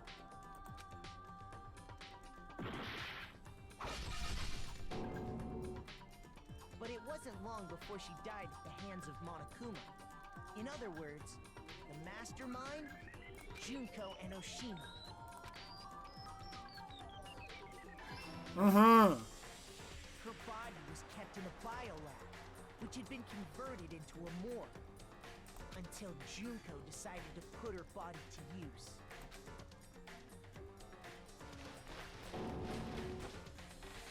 Junko dragged the body out of the biolab, using the tarp to carry her to the garden. She fabricated the murder to try and friend Kyoko, who proved to be one big thorn in her side. Meanwhile, she wanted us all to think Mukuro was still alive and hiding somewhere inside the school.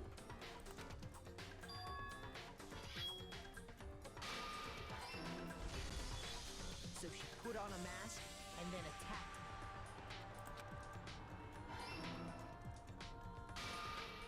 After making sure I'd gotten a good look at the mask, she left the room.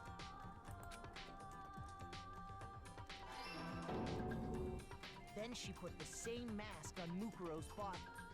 This was all to make us think the person who attacked me and the corpse were one and the same.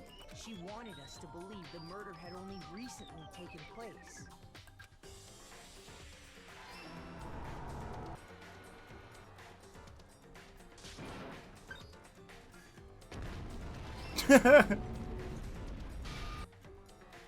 Finally, by strapping a bomb to the body, she was able to destroy any remaining evidence. She needed to hide the body's true identity. She had to make sure we didn't find out it was actually the same person we'd met in the beginning. This is the truth behind Mukuro's murder, and the one who carried it all out is the true mastermind. The one controlling Monokuma. Oh! The real Junko Enoshima. Yes, sir. That's the whole story behind this incident. Well, what do you have to say to that? Hell yeah, brother! What? Are you broken again? You can't get out of this, so don't even try. Come on! It's time you finally revealed yourself! It's not like you're an endangered species or something. How long do you plan to keep hiding? Give it up, Junko. The game's over. Over? Did you really think the story would end once we reached the climax of the case? Oh no. Wrong! There's still plenty more to go! Oh, what the fuck? Oh! Ultimate Despair, Junko Enoshima!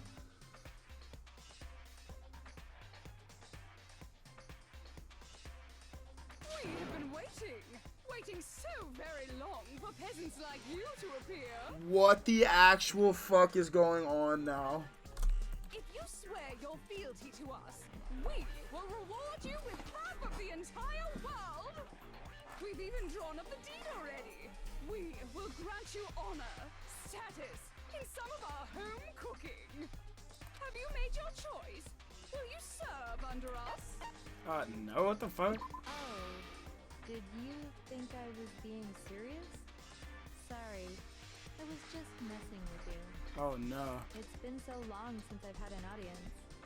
Even I'm not sure what kind of role I'm supposed to play. Wait, don't do this. Don't make me, don't. Okay. This is the mastermind? She's the real Junko Enoshima. Anyway, looks like I've finally been set free. Having to play Monokuma all the time, day after day. It was like I was stuck in purgatory. Or like a slow suicide. I get bored so easy, you know? Your face. Huh? What about my face? What's wrong with my beautiful face? People have told me I'm cuter than 100 chihuahuas combined. I feel like this isn't the first time I've seen you. No, I do remember seeing it. I'm sure I've seen her somewhere too. It was definitely before I got to this school.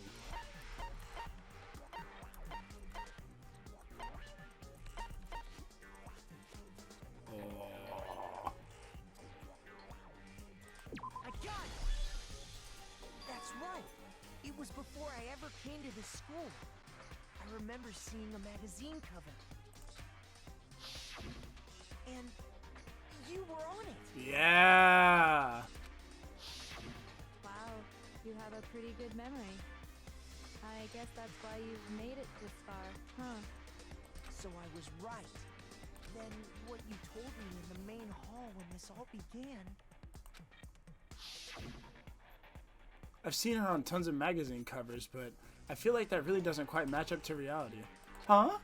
Oh, are you talking about my cover photos and junk? Ah, well, of course. Those are totally photoshopped. Photoshopped? Yeah, you know, edited to hell and back with, like, computers and junk. Oh, so they aren't real.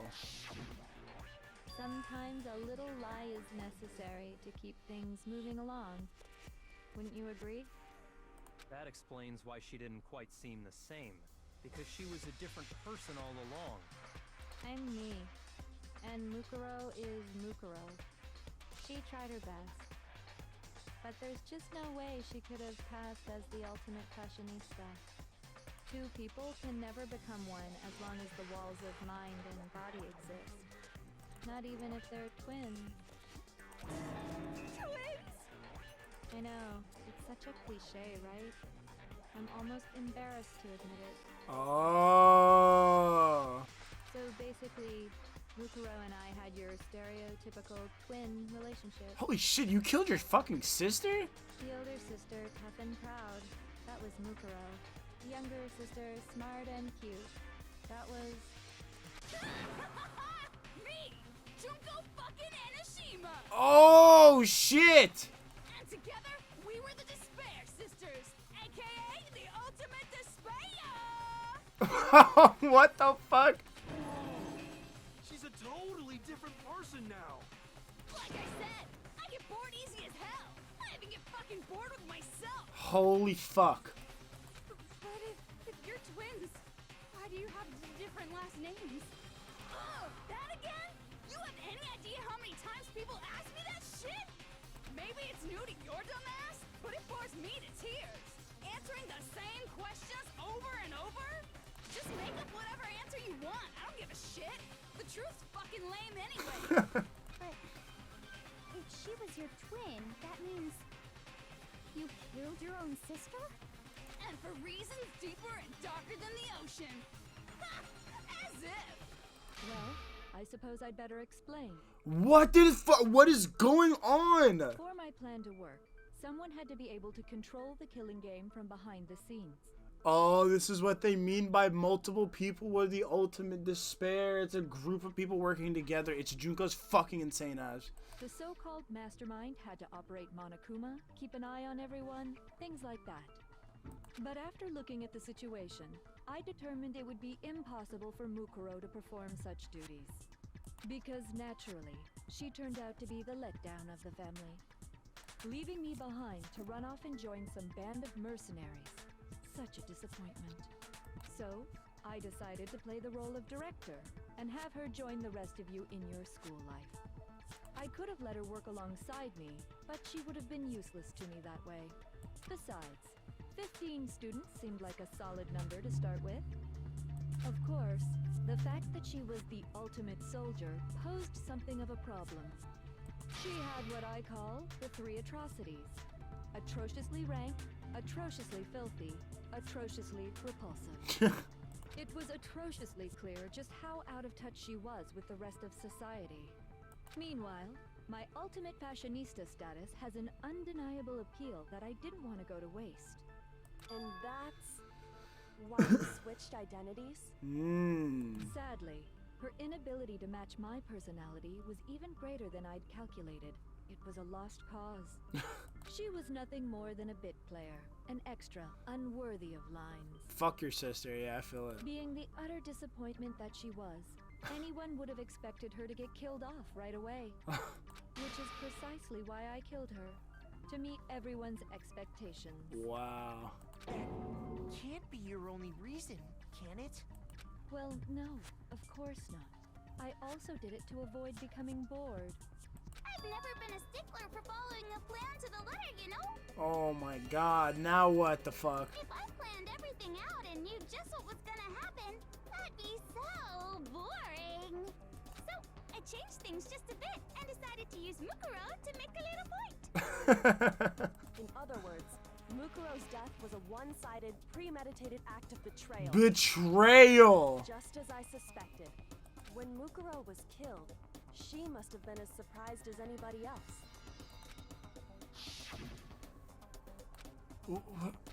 Huh? This wasn't supposed to... Why me? So, you figured it out? Wow, I cannot believe this bitch was behind it the entire fucking time, dude. I'm reeling right now. There's no way Mukuro could have pulled off such a convincing performance. But she did teach you all a very valuable lesson, don't you think? How can you talk like that? You sacrificed your own sister. How does that not even bother you? What? I sacrificed her? That's what's got you so hot under the collar? Jeez, misunderstandings sure are scary. We were the ultimate despair, you know? So we never had any kind of hope or expectations. Nope, I felt despair as long as I can remember. Like I never should have been born at all. Damn, it'd be like that, though. When I was born, I cried tears of total despair. So that's why for us, it's not a big deal whether we die or kill. We're just those kinds of people. We can do anything. We've always been filled with despair. So when we do something, we go all the way and live without regret. So you just murdered your own sister and didn't think anything of it? That's not true at all. We were twins. How could I not be sad? That's why it gets me so excited. Killing my precious sister with my own two hands. That act is filled with so much despair.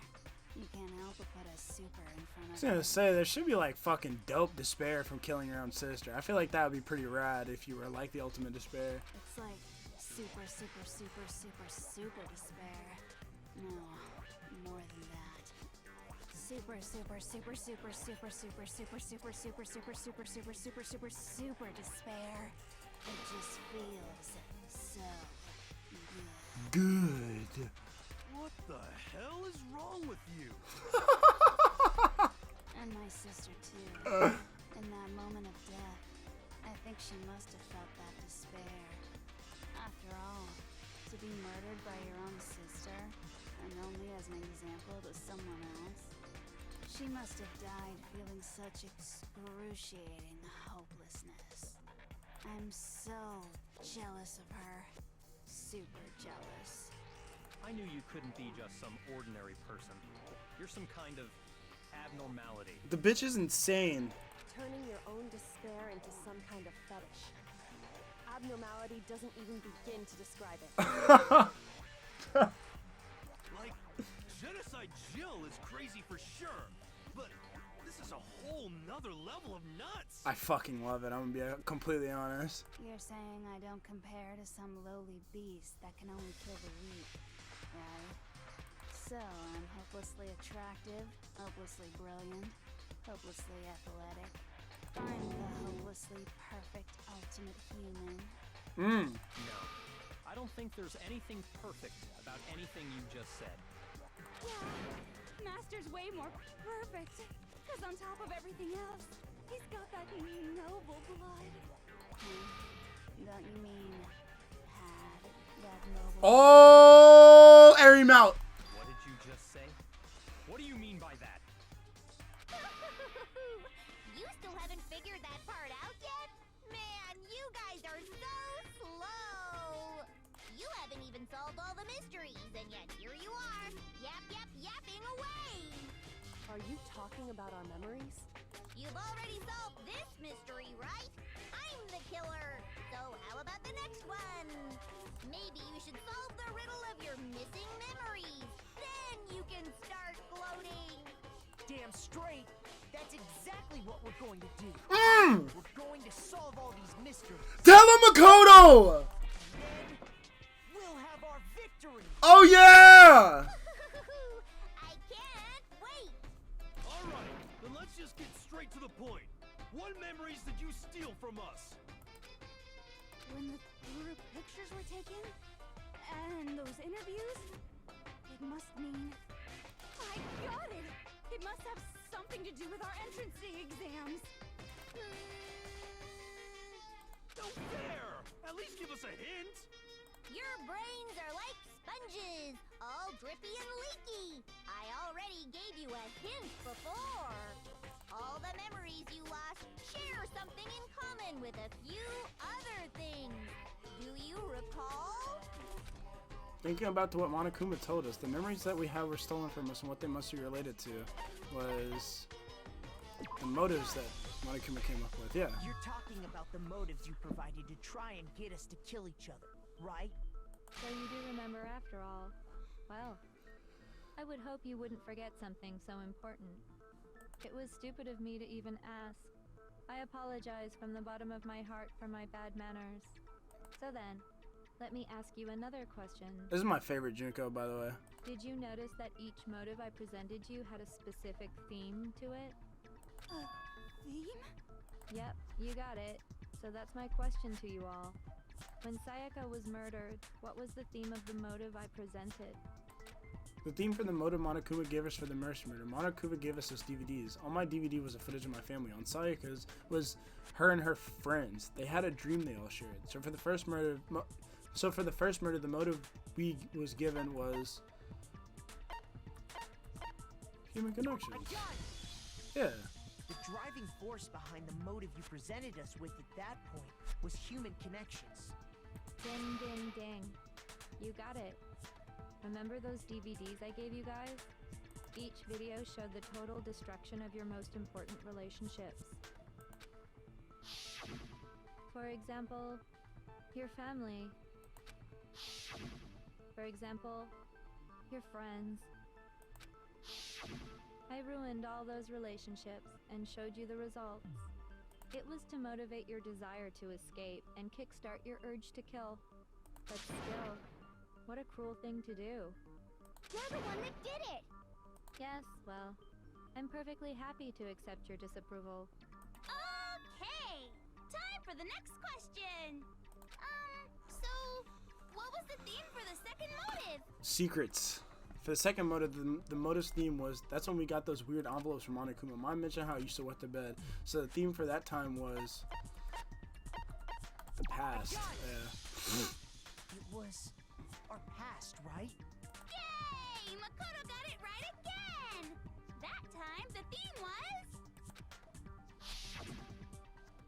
embarrassing memories and secrets! Yeah! And the whole reason Mondo did what he did was to protect his secret. So, how long do you plan on dragging this out? Relax, relax.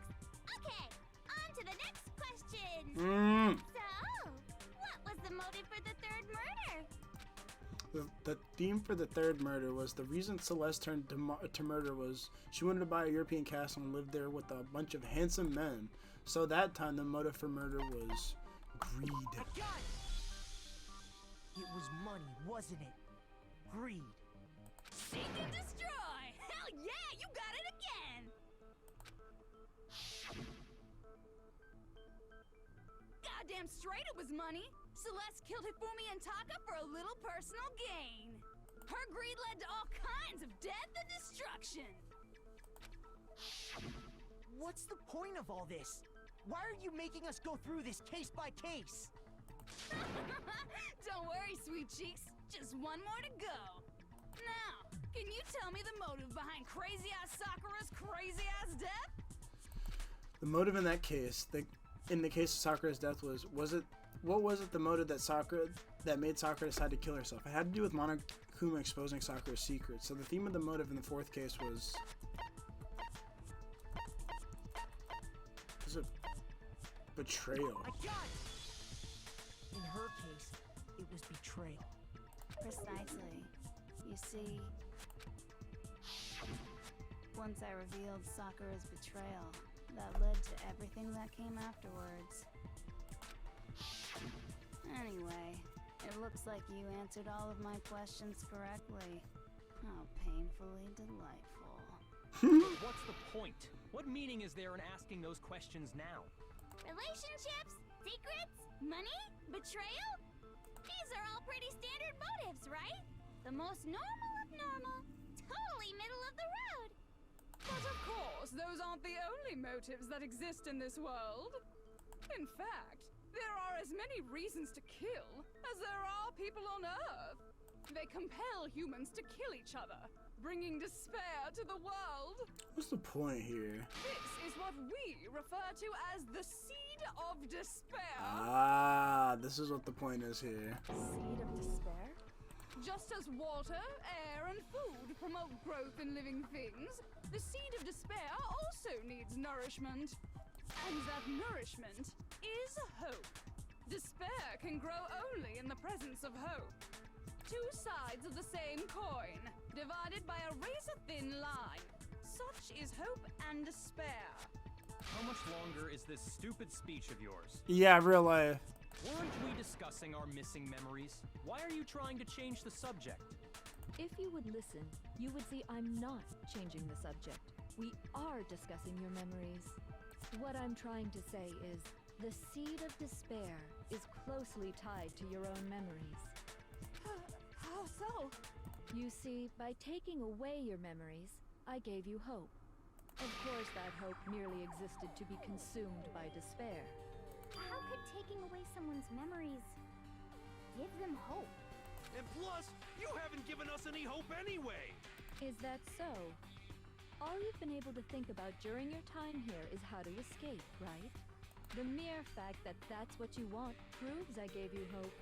What are you talking about? If none of you wanted to escape this school, the killings never would have taken place. That is why we took your memories, so that you would have the desire to leave. The only reason we want to leave is because you took our memories. Is that what you're saying? Oh, what the fuck? Correctamundo! Which means if we did have our memories, then we wouldn't want to leave. Do I understand that right? What? Why the hell would having our memories make us not want to leave? A most troubling thought, isn't it? What happened on the outside, bro? But it's not enough. I want more distress, more despair. I put so much effort into creating hope in order to feed your despair and make it grow. So, just like Crazy Eddie slashing his prices and passing the savings on to you, let me give you a hint.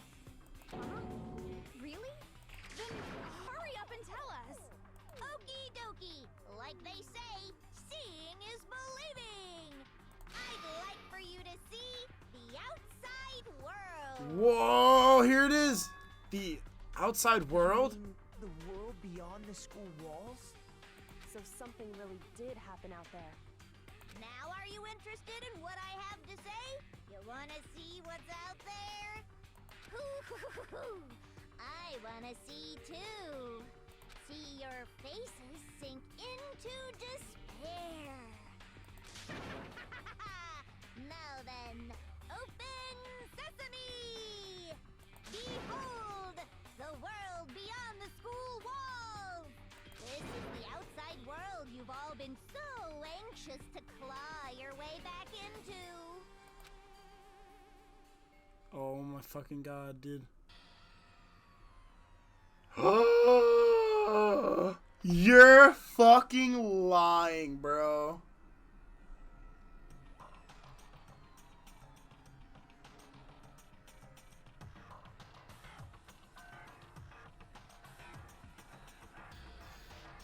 What the fuck?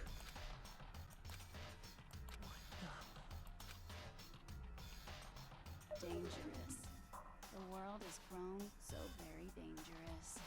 That's what this means. What are you talking about? None of this makes any sense. What am I looking at? This is a scene from a movie or something, right? What you just saw, all of you should recognize it. We should recognize it? What about it should we recognize? This whole thing is insane. The world is locked away within the memories that were taken from you. If you can't remember, please just try. Do your best to try and recall. Better kick your brain in the ass, cause it's up to that gray lump whether you live or die. I don't remember ain't a fucking excuse no more, cause now it's time for the final class trial.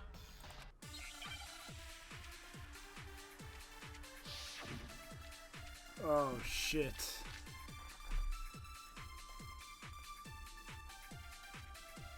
Here we go, back to the debate time. Remember or die. What the fuck happened outside? You want us to remember or whatever, but when it comes to that crazy confusing video you showed us, I don't understand a damn thing. What's the meaning of the footage we saw? Is this another one of your practical jokes? I mean, you're telling us to remember, but what am I supposed to be remembering? If nobody can remember anything, this is the end for all of us. What other choice do we have? If I can't remember, is it all over? I mean, how can she show me something so completely incomprehensible and then just say remember? Every single one of us have lost our memory. It really is hopeless after all. No, wait. There's a chance that she hasn't forgotten. Come on, bitches! Remember or die! What the fuck happened? You want us to, when it comes to that crazy confusing, I don't understand. What's the meaning of the footage? Is this another one of your practical? I mean, you're telling me, what am I supposed to be remembering? Nobody can... Save us, Genocide Jew! Holy fuck! Actually, she might remember. Who might remember? The other token, Genocide Jack. The two of them share certain kinds of knowledge, but their memories aren't linked, right? I see. If their memories are separate, then even if one personality's forgotten, there's a chance the other may still have those memories. Oh boy. What do you say, Toko? Are you telling me to swap places with her? No! Absolutely not! That'd be like forfeiting my entire identity! Toko, you're the only one we can rely on now. Oh, look at Byakuya being sweet, opening up. It's me, your friendly neighborhood serial killer! Boy, she just gave in like it was nothing. I'm going to ask you a question, and I want to have it answered immediately. Do you know anything about this video? Huh? What video? The video that's playing right now. Who the hell are you? Oh, I'm the Mastermind. Oh, nice to meet you! Nice to meet you too. One serial killer to the other. That's enough! Just look at the stupid screen. Aye, aye, Roger, you got it, Captain!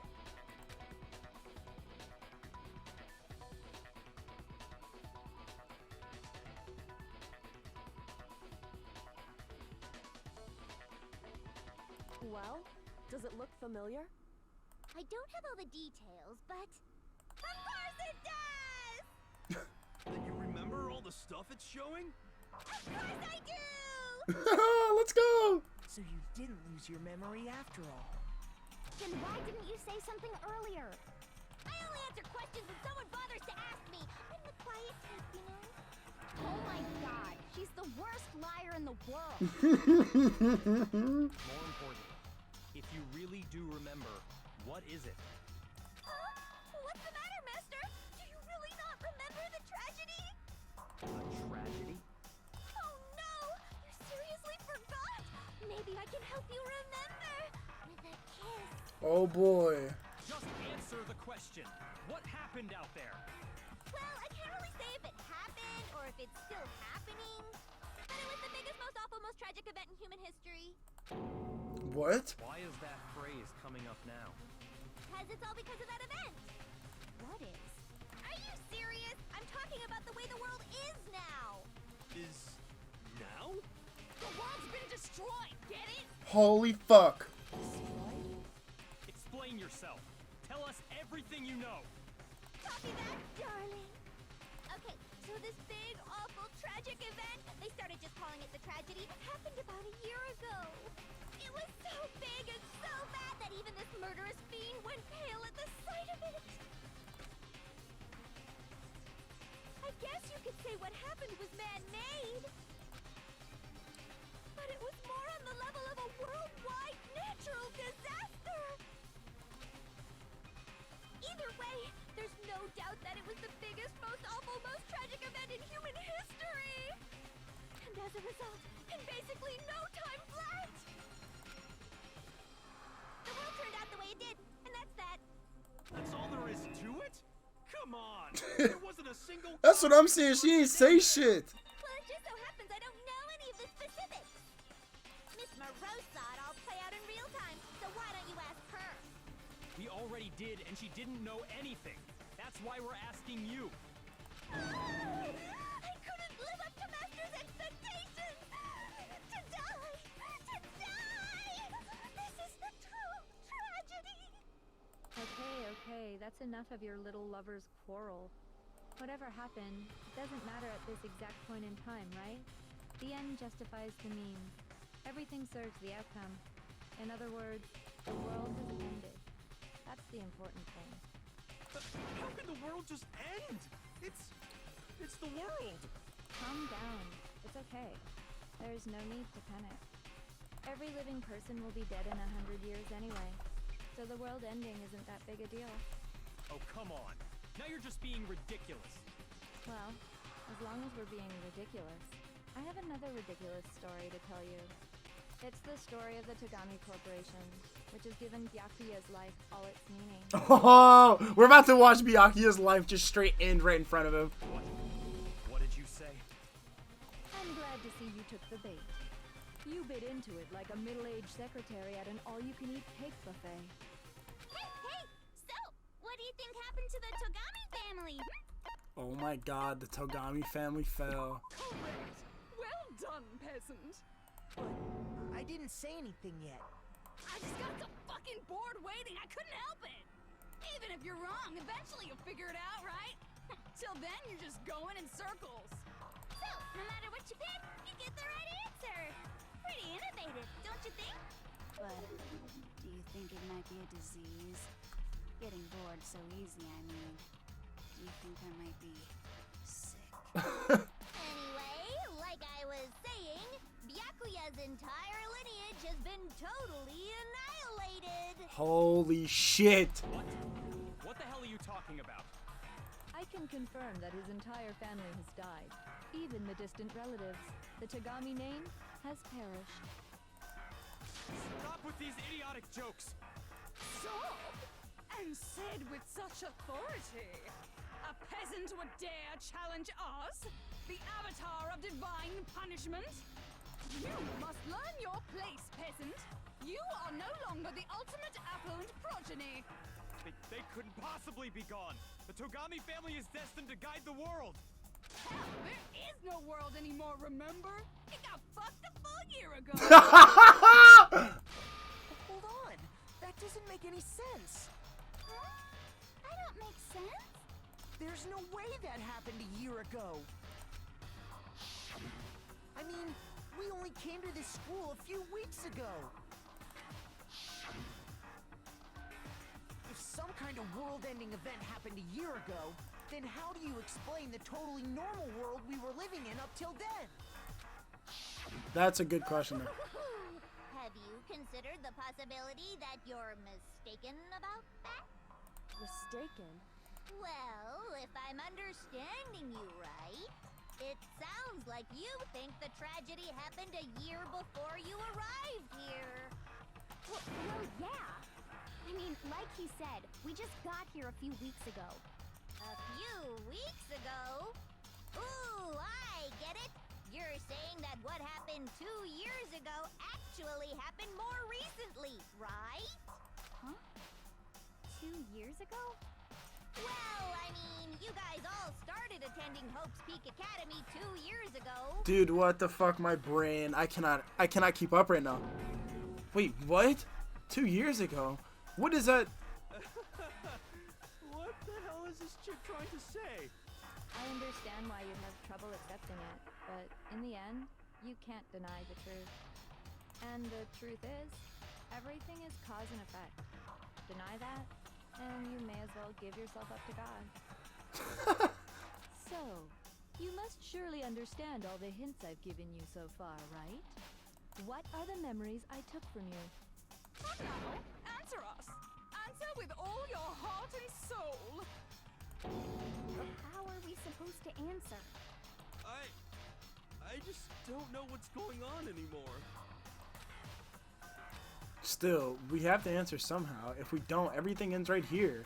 The memories that were stolen from us. If Junko says this is true, if we first came here 2 years ago, but the rest of us only remember getting here within the last few weeks or so. So the memories she took from us.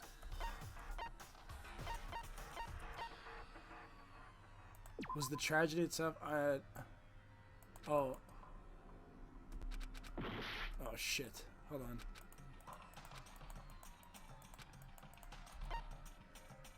Oh, our life at Hope's Peak. If we accept that what you say is true, then we've all lost our memories of the last 2 years after coming to this school. Nope. Nope. No. I mean, no matter what anyone says, Another correct answer. Well done, peasant. Seriously? This routine again? We've lost 2 years worth of memory? How? That's right. You've already spent 2 full years here at Hope's Peak Academy. And that entire period of time is precisely what you've forgotten. I don't remember the last 2 years of my life? That's not possible! I want to think that too. I don't want to believe it, but that's nothing. But that's nothing but our desires. I don't want to believe it. I want it to be impossible. But if that's the truth, then we have to accept it.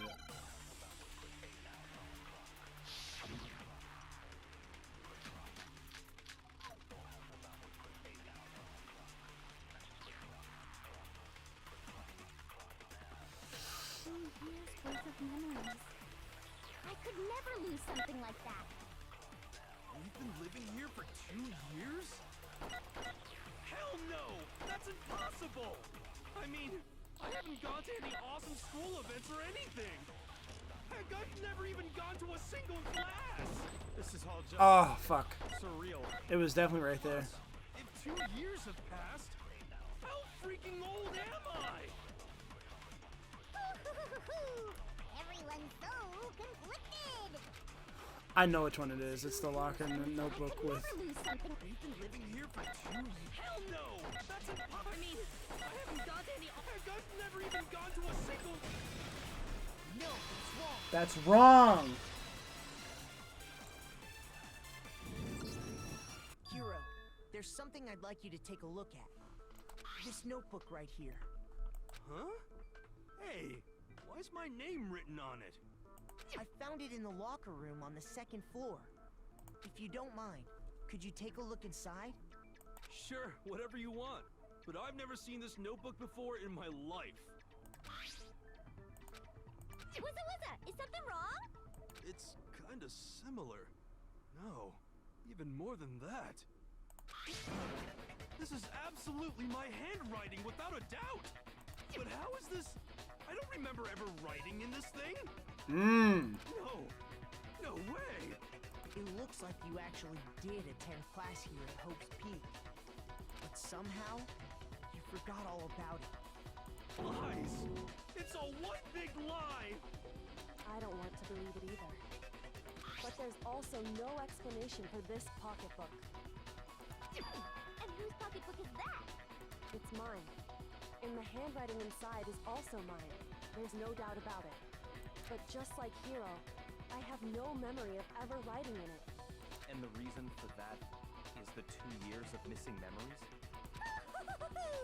After seeing all the evidence, do you have any choice but to acknowledge the truth? Isn't it just so desperately dark? The mystery solved, but it's like a goddamn funeral in here. Holy shit. Shit, man, I've never been to a funeral. Hell yeah! 2 years of school life. How many moments of blossoming youth have you missed out on? How many fun classes? How many school events? This was your chance to build lasting friendships, right? And on top of that, something tragically sad happened 1 year ago. The biggest, most awful, most tragic event in human history. Right before everyone's eyes, the world came crashing down. You absorbed all that despair, but then you forgot it all. And once you'd forgotten, you made the choice to subject yourselves to this killing game. Oh, and there's one other thing. To be even more precise, the memories you all lost were... Actually, never mind. I'm bored. Explaining stuff is boring. Bitch! What? We are bored of this world. Everyone always talks big, declaring all the great things they'll do. But then they always fizzle out. This world is just so desperately fucking boring! What are you talking about? In a way, I'm jealous of all of you. To give yourself over so completely to such stimulating despair. Yeah, so figure out the rest for yourselves! I'm sick of expositioning all this shit! Figure out what? Figure out where your memories come apart. That's at the heart of all of this. Where your memories come apart. Where our memories come apart. Is she talking about the moment where we must have lost our memories? I can only think of one time. Just after I set foot in the main hall for the first time, and that was...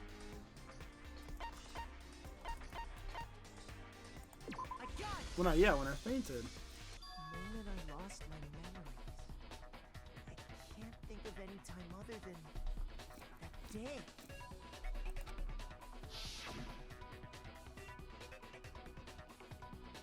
When I first came to the gates of this school and stepped foot in the main hall.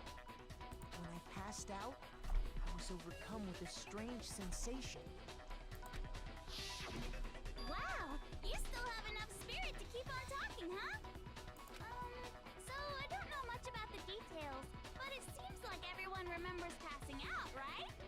And your sense of time got all messed up because of the memory loss after that?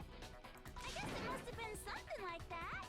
After I passed out, I woke up in a classroom with my head on a desk.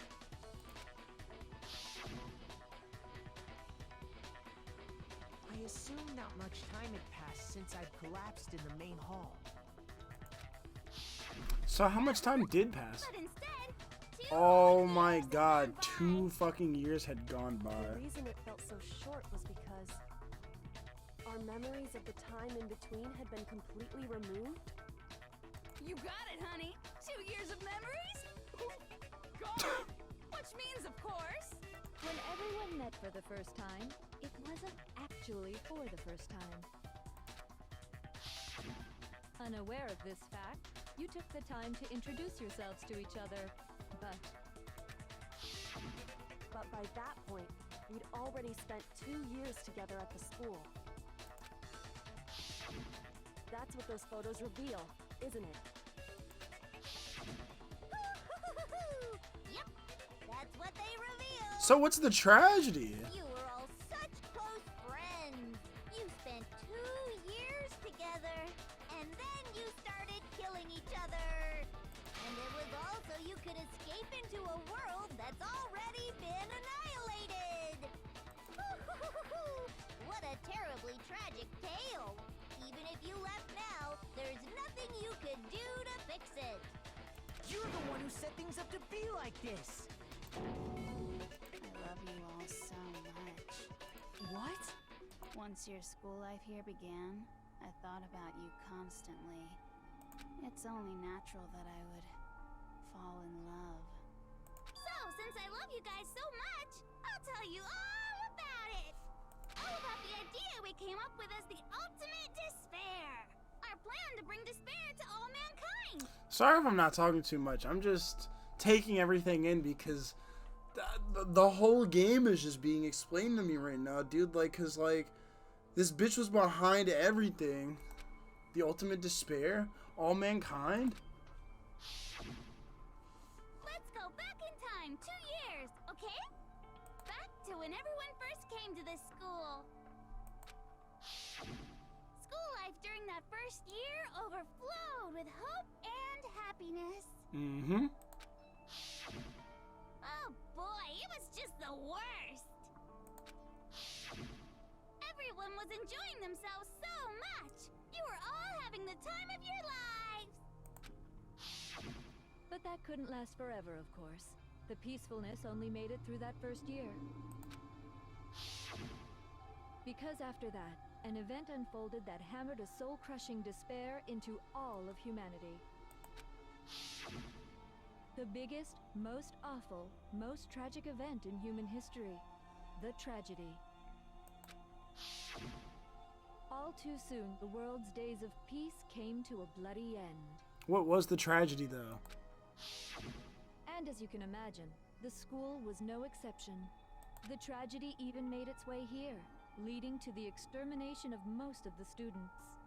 What are you? What do you mean?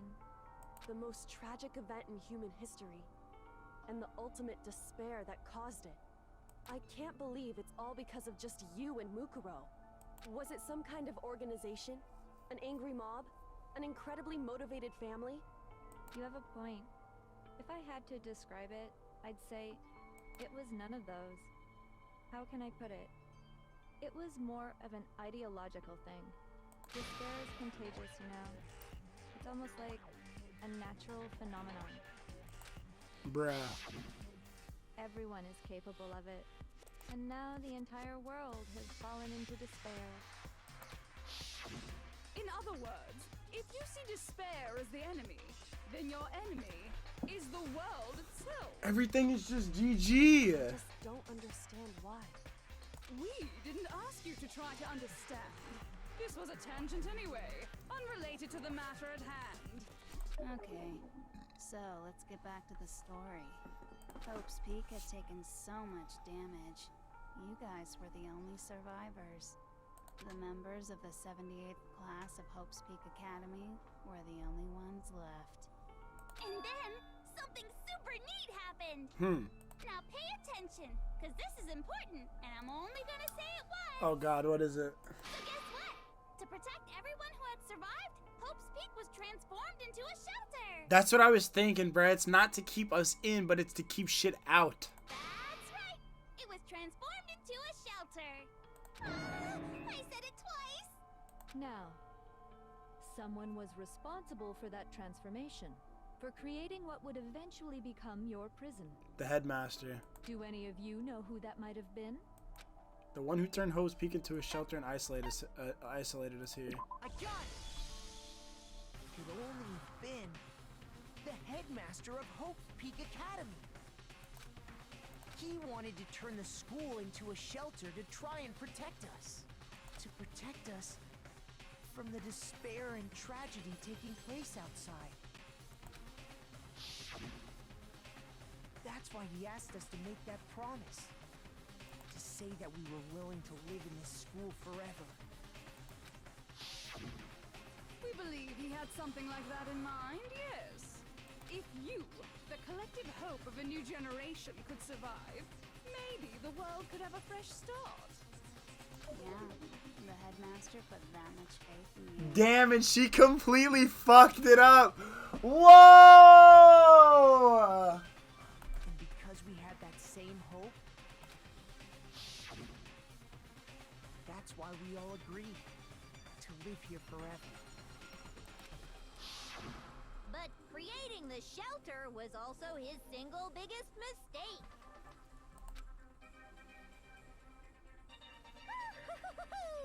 It's laughable, really.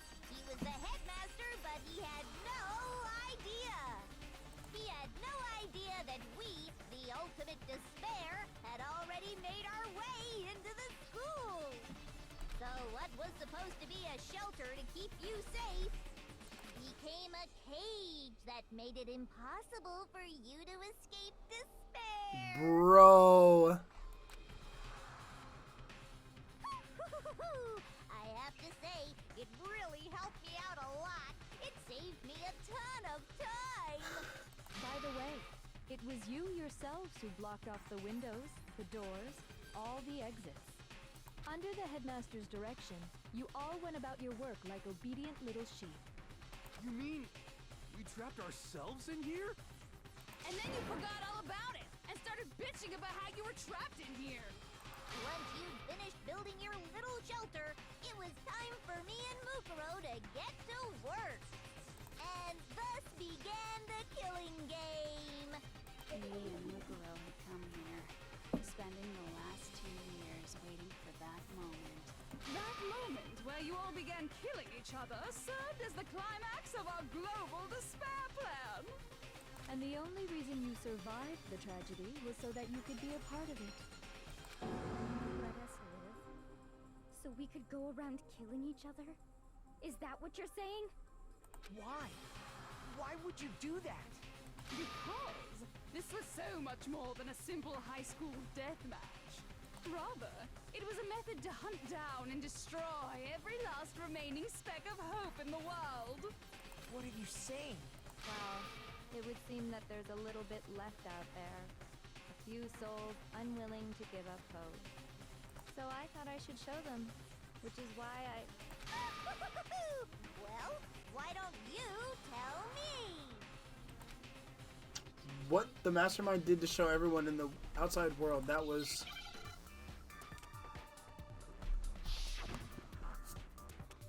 Oh, let me guess. It's despair. Oh. Oh, what the fuck?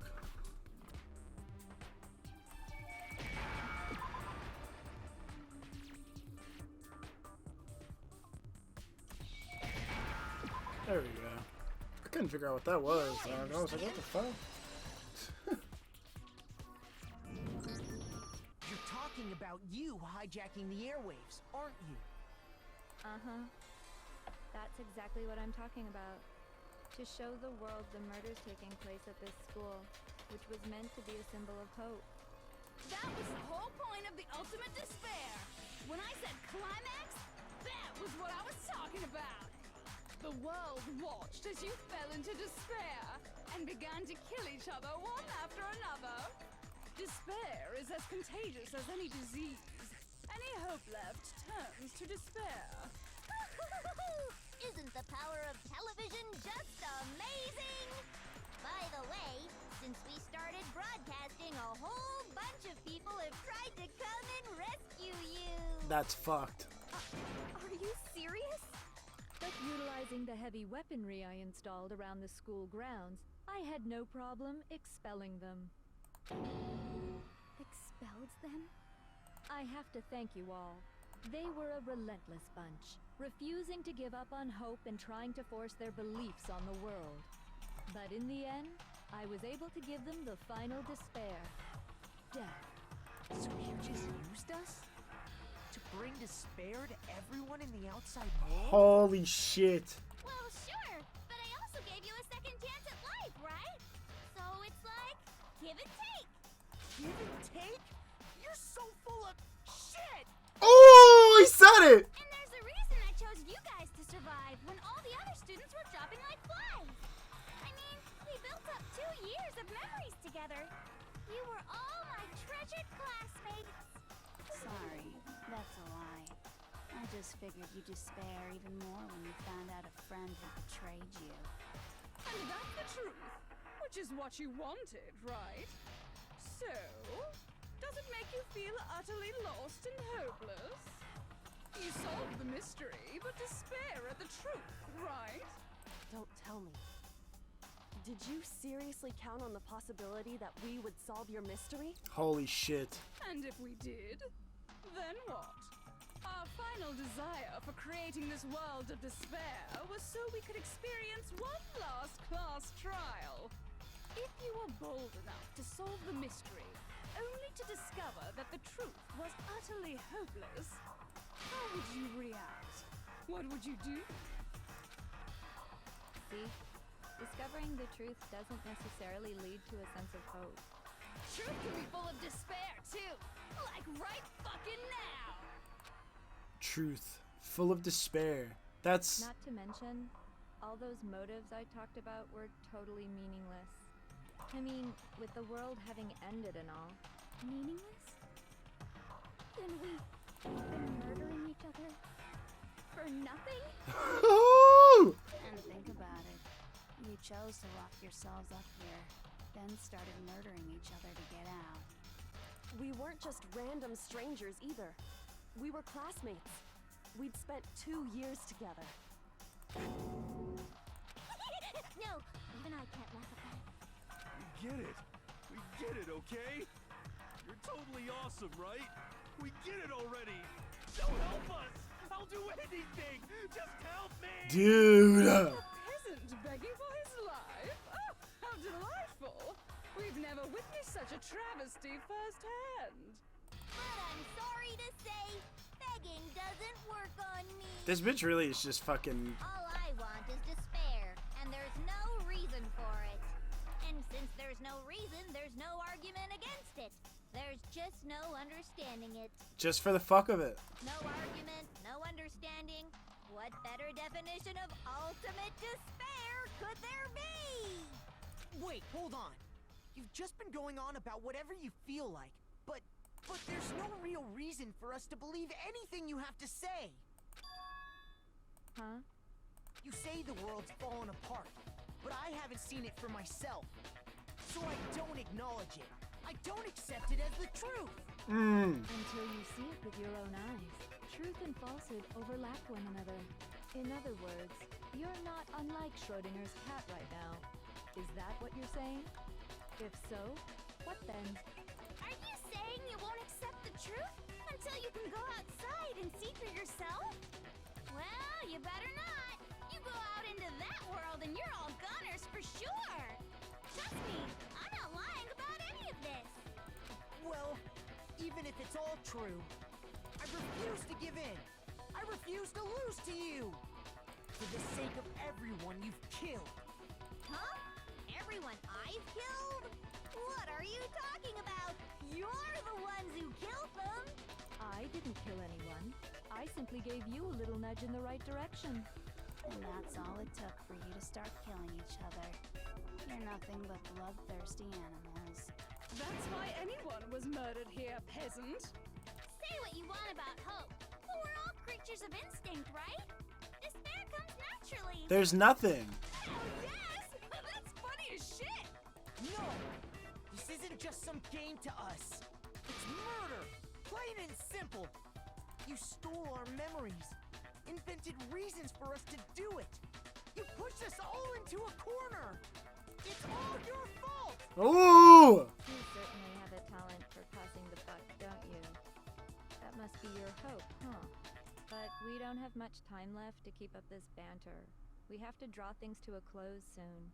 What do you mean? I'm talking about the vote, of course.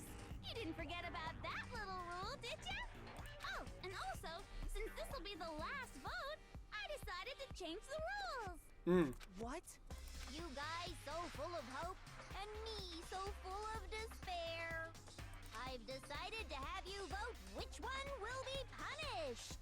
If even one of you votes to punish Hope, well then, I'll consider that a win for me and punish everyone on the side of Hope. It's just one person? Oh, but don't worry, I won't be voting, of course. Even if you don't, you've still got the upper hand in all this. It's okay. Nobody would actually vote to kill themselves, right? Oh, you say that. Oh, let me just mention one more thing. When I win to punish you guys, you'll have to stay here till you grow old and die. No fighting, no killing. That's your punishment. What? You mean we just... We'd have to just live here? She's saying she'll let us live. If you're not happy with that, then go ahead and punish me. And make your way to the outside world. Enter a world fallen from grace, where only despair exists, where you'd likely be dead within a day. What are you saying? So no matter what, we're doomed. Wait a sec! I just got hit with an inspiration bomb! Dying of old old age is boring as shit, right? The audience at home isn't gonna dig that at all. So, here's what'll happen. One of you will get to experience an instant, super impressive punishment. Byakuya. What? You can't just... Do you mean to say you'll execute one of us? And I get to decide who's gonna have to suck it down. Makoto, you're up. Hell yeah. Me? Yeah, you've been acting up, causing all kinds of trouble. Let's die. I hate you! So let me make this clear. Everyone has two choices in front of them. If a single person votes for Hope to be punished, then only Makoto will receive a harsh punishment, and the rest of you will live here in peace. If, on the other hand, you desire to see us punished, then you must all leave this place. I will force you out, ensuring you all die horrible deaths in the outside world. What I'm saying is, if you sacrifice Makoto, the rest of you will get to live out your lives. Sacrifice me? But that's... What? Has your resolve softened? Have you lost confidence? Are you afraid of being punished? Don't you have faith in your friends? No, that's not it. It's okay. You're right to be afraid. Bruh. It would seem all of those around you have realized the futility of going against me.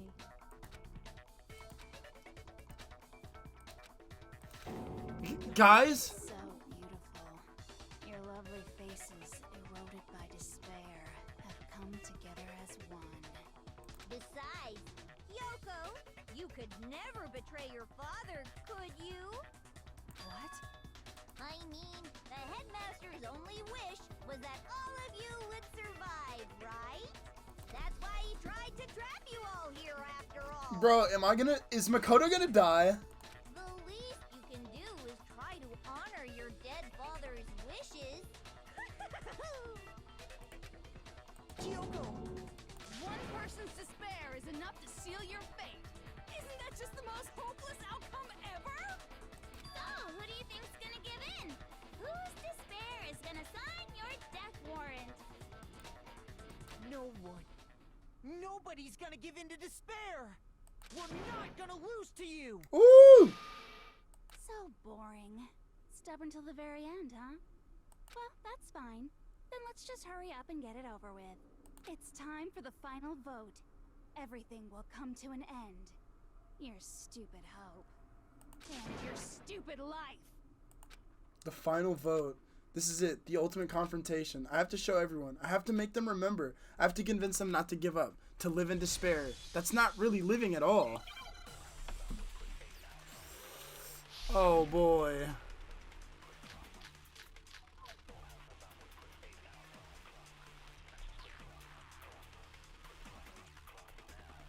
We won't give up. This is a long As long as ass. there's hope, we'll never give up.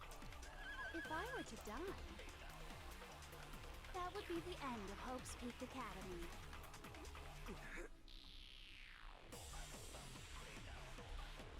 By the way, the air outside is totally polluted, you know. The only reason we're okay in here is thanks to the air purifiers in the physics lab. If I die, the purifiers will screech to a halt. In other words, as soon as I die, the communal life you've all been living will come to an end. Meh. All of you will have to leave. You'll have to go into the world outside, where only death and despair are waiting. I have no idea what any of these could even be What are you gonna so do? far, actually. Will you just die? Is that what you want?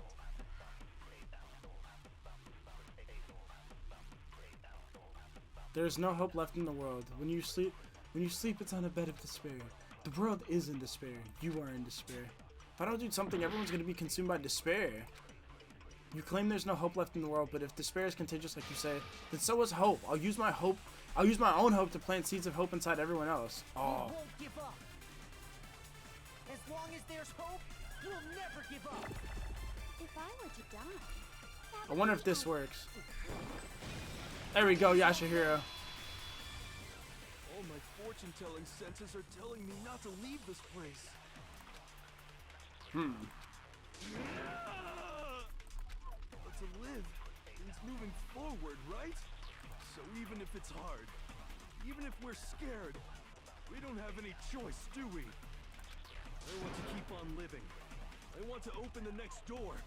There must be something new waiting for me. So that's why, no matter what, I need to get out of here. The whole fortune-telling thing doesn't matter anymore. What matters is my own gut feelings. Let's go, Yashahiro. We won't give up. As long as there's hope, we'll never give up. If I were to die, that would be the end. I've decided to have faith in myself. By the way, the air outside is totally polluted, you know. The only reason we're okay is thanks to the air purifier. Ooh, this is a cool little part. I've been thinking about all this. And I was thinking, at a time like this, what would Sakura do? You only get stronger by taking adversity by the horns. Confront that thorny path with enthusiasm. That sounds like something she'd say, right? No. I think that's definitely what she'd say. Which is why yeah! I've made up my mind! Mm-hmm. Give up.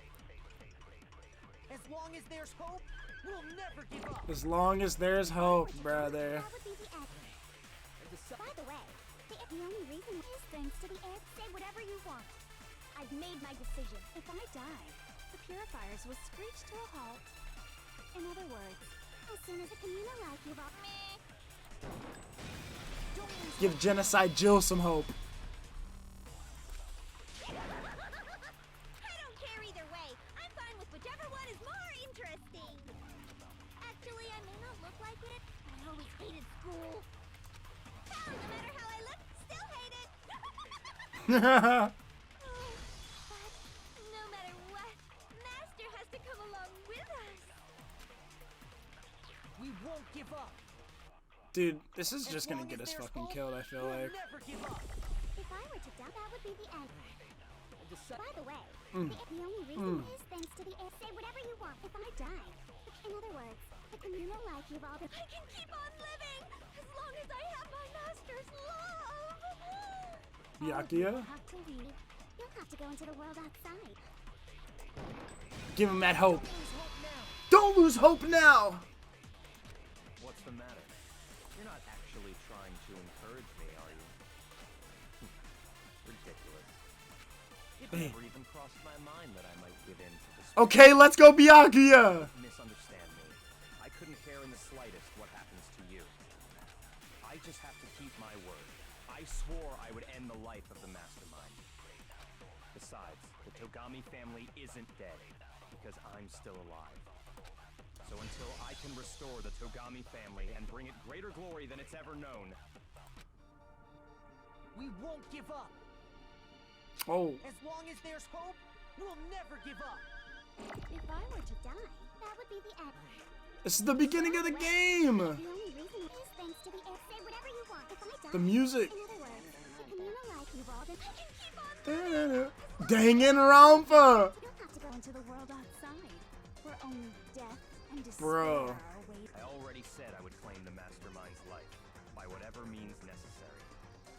So, what are you gonna do? Will you just die? Is that what you want? Kyoko! Don't lose hope, Kyoko! Break! There it is. I didn't really know my father, so I can't pretend to know what he was thinking. But even if we're just connected by blood, there's one thing I am sure of. He would never want us to abandon Makoto and choose to stay here. I can't explain why exactly.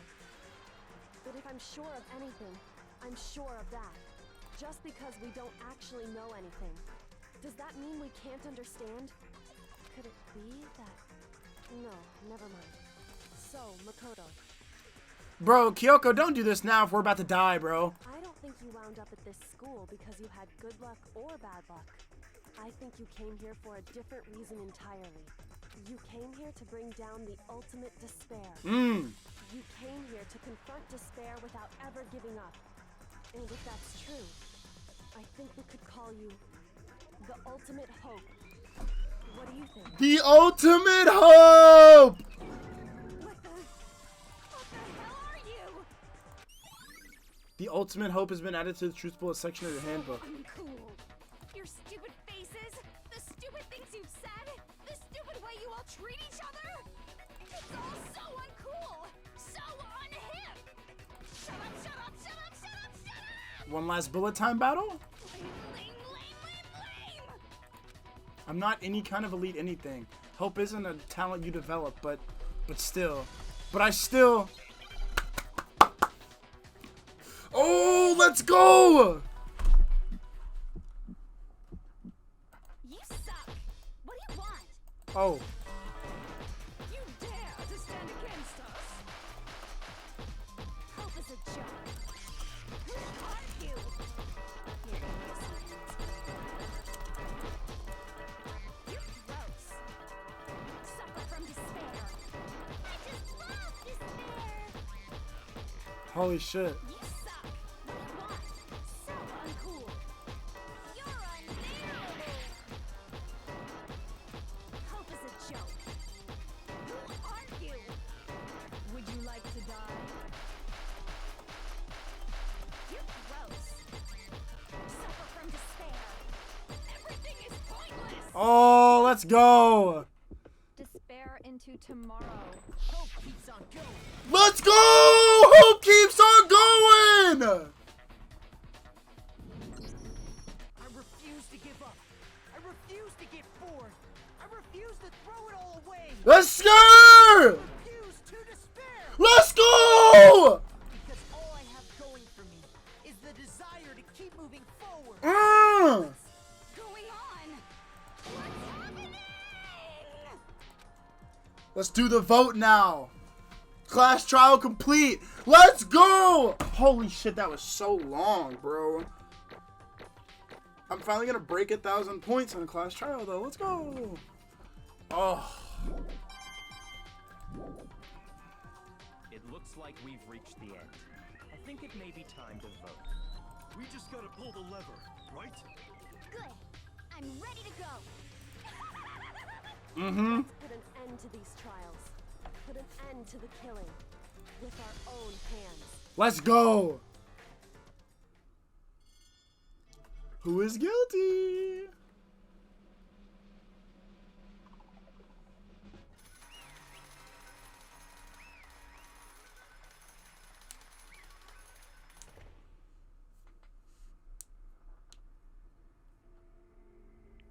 The hell? Indeed. You've lost, Junko. Lost? I lost? Me? No way. It can't be. You still don't accept it? Even the ultimate despair herself is vulnerable to the onslaught of despair, it would seem. But there's no use in trying to fight it now. That's just totally the best. Huh? So this is despair. We came to this school 2 years ago, created our incredibly detailed plan. I even killed my own sister for it. And now To come to this far and fail at the very end. despair. It's the most ultimate despair. What are you talking about? And now Don't you see? I was so hopelessly desperate. I was bored of the world the moment I was bored. That's why I've been looking forward to this so desperately. This once-in-a-lifetime experience. It is my first and last colossal despair. Here at the moment of death. To have the chance to taste of the highest grade despair. The utter failure of my dreams. Ah, I am so utterly, hopelessly happy right now. Wait, is she enjoying this? Anyway, so are you prepared to admit defeat? You think I care whether I won or lost? Either way, it doesn't change a thing. Outside is only despair, inside is only despair. No matter where you go, despair awaits you. That's not true. You're wrong. Huh? Don't make me Let me tell you this right now. We no longer fear despair. Because we've decided to enter the outside world with hope. Yeah, Makoto totally seduced us over to his side. Everyone, you said that despair is as contagious as any disease, but the same is true of hope. All you have to do is look at us to see how true that is. Kyoko!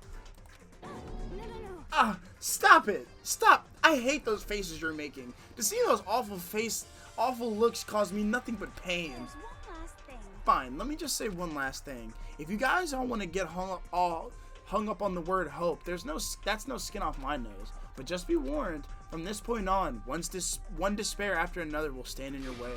No matter where you run, no matter where you hide, maybe you'll find some hope, but there is a very fine line dividing the hope from bitter despair. Knowing that, you still plan to cling to your hope?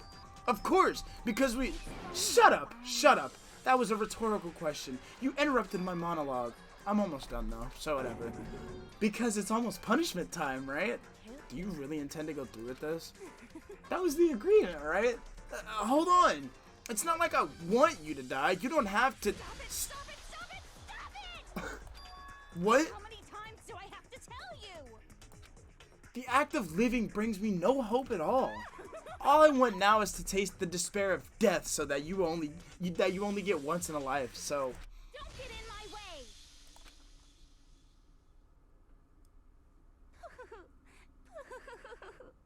So this is how the despair of death feels. It's so wonderful. Even 1/10 of this despair, even 100th. I want every last soul on this planet to taste such despair. I want the entire world to die with that despair in its mouth. Okay, let's do this. I've reserved an extra special punishment for last. she sped up an extra special punishment for herself? Let's give it everything we've got. It's punishment time! Oh, turn up.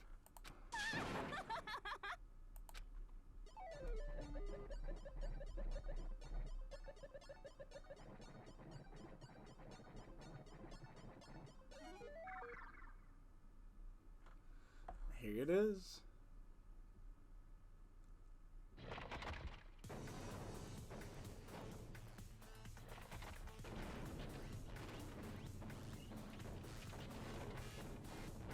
Is this an homage to all the other ones? Oh, it is. We are giving it everything we got. The ultimate punishment. Is she just about to get turbo fucking obliterated? The 1,000 blows. Oh! The cage of death. The burning of the Versailles witch. Excavator destroyer.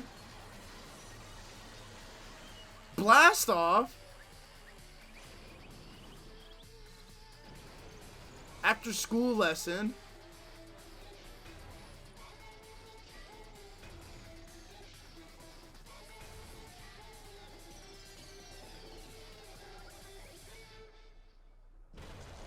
Oh! Well, fuck me!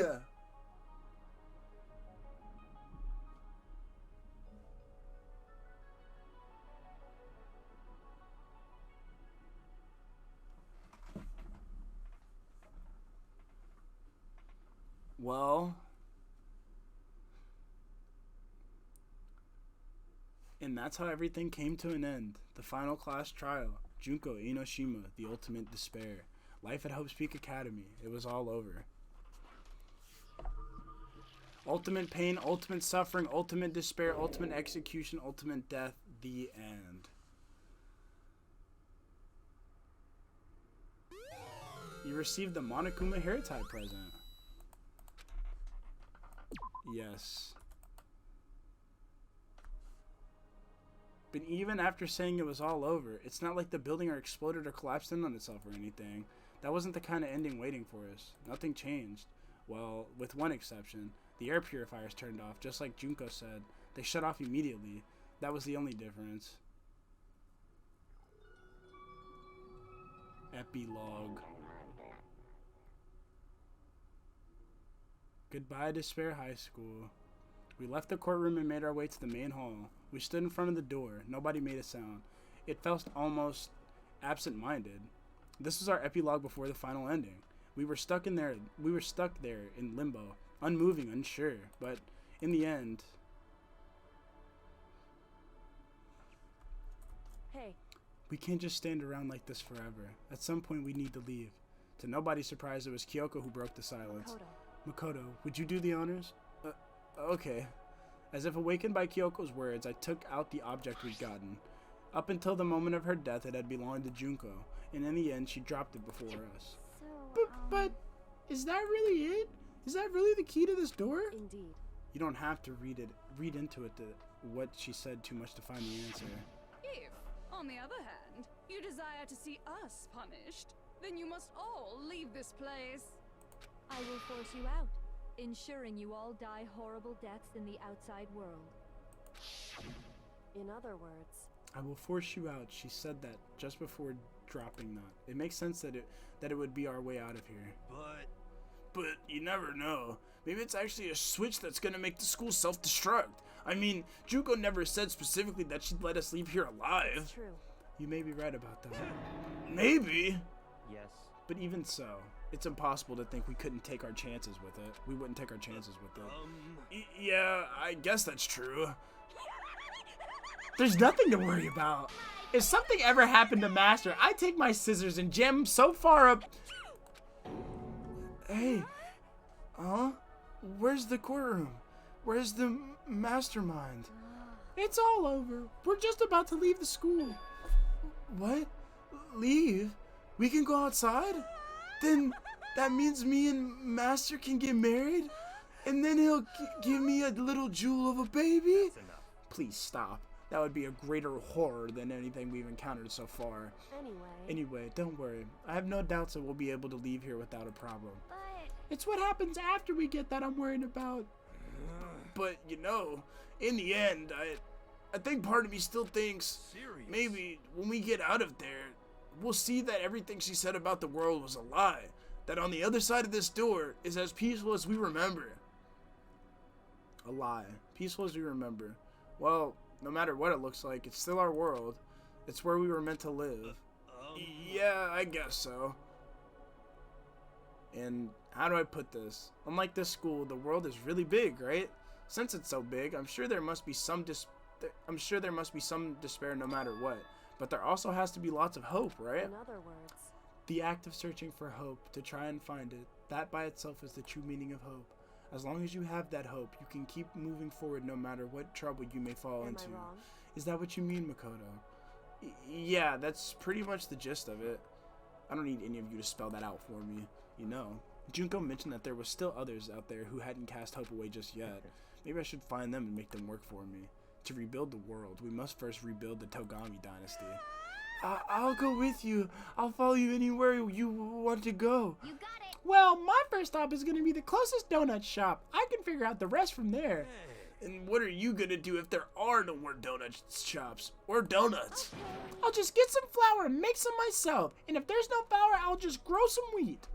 I get it now. If there's no road, you just gotta build one. Creation. Fate is telling me to remake the world. That's my hope. I've reached the next stage. The next chapter of Yasuhiro Hagakura's life story is about to begin. Thanks, Hina. You totally opened up my eyes. Hey, personal space, buddy. You're seriously creeping me out. Come on, Makoto. Even if everyone in the outside world is gone, even if the world is steeped in despair, as long as I have people like you around, I can face forward and keep moving. If we can keep out there and do something, have some sort of impact. But what can we do? There's so few of us and we're so small, so what can we do? No, we can probably do anything. Yeah, we could do anything. Well, I guess this is goodbye.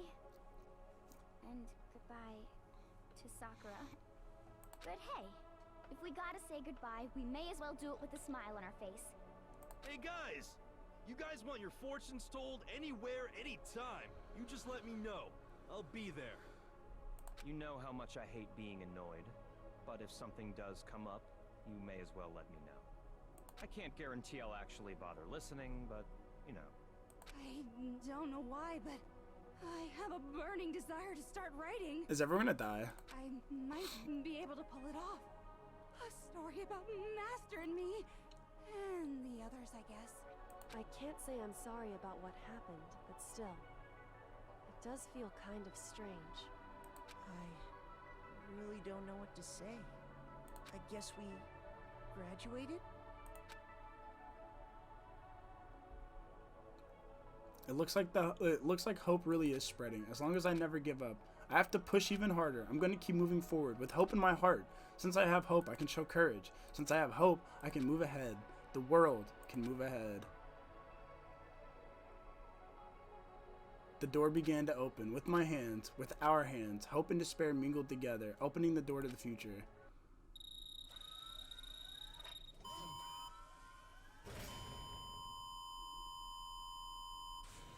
I'm so fucking nervous right now.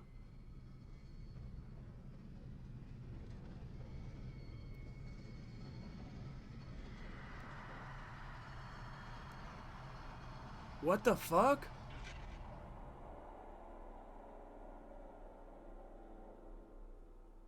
Wait, what the fuck just happened?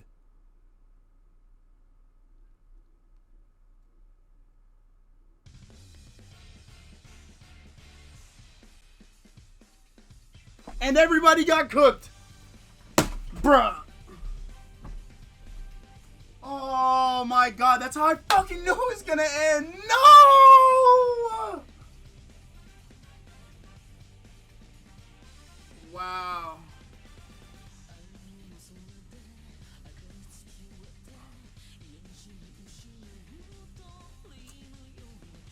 Bro.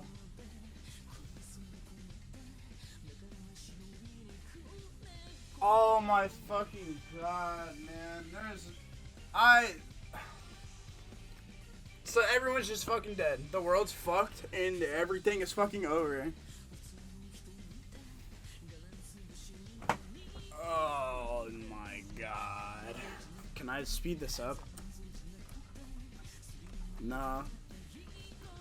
Damn, bro. I'll let these credits play out, dog, but there it is. It seems like here is Danganronpa Trigger Happy Havoc in its entirety. I know this episode's long as hell, but we're just gonna end it off that way. Big old good long episode to really finish it off strong. And man, this game was amazing. This game was fucking phenomenal, bro. I fell in love with these characters. The characters were great. The story was great.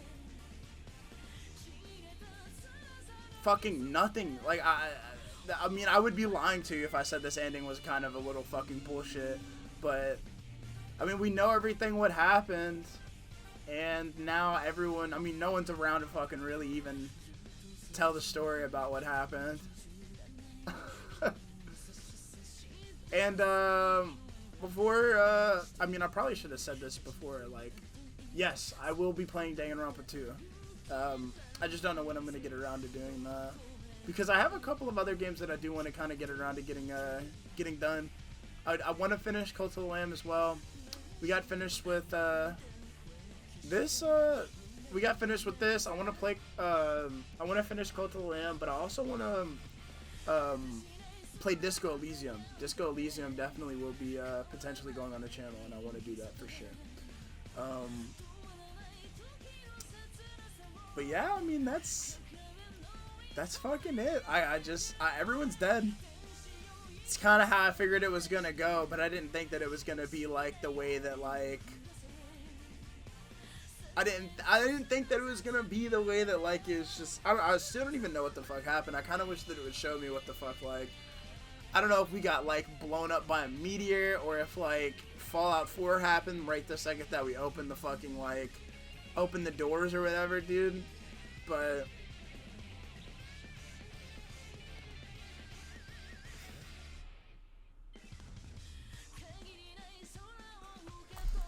there's no way to speed this up. I'm trying to, like, just like, see all of this.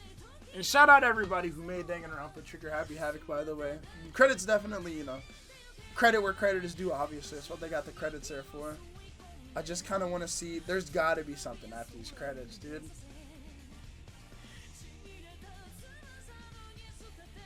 That pickaxe never got explained, by the way. Why Mondo was, like, related to that pickaxe somehow. And I don't know who the fucking bloke was at the beginning of the game either. When was this? When was this shower scene? Damn, there's Mondo getting turned into butter. That Mondo butter.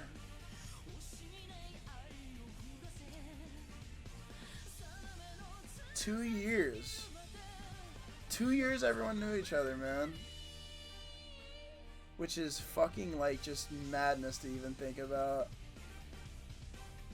This music is banging, by the way. This whole soundtrack has been fucking great. Just a fucking amazing soundtrack. I'm definitely gonna rock this shit whenever I get the fucking chance.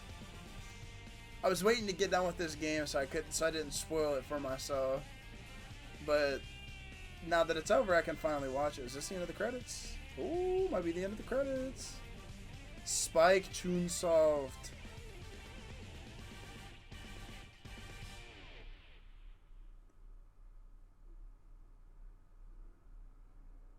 Damn.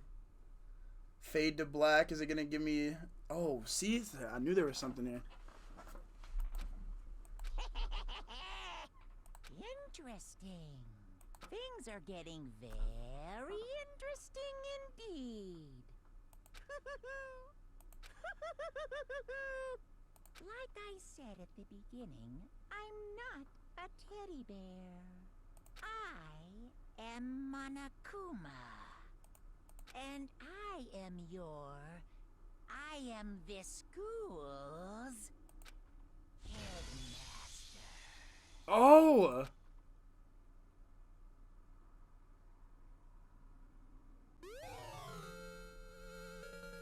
You received the Easter egg present. All's well that ends.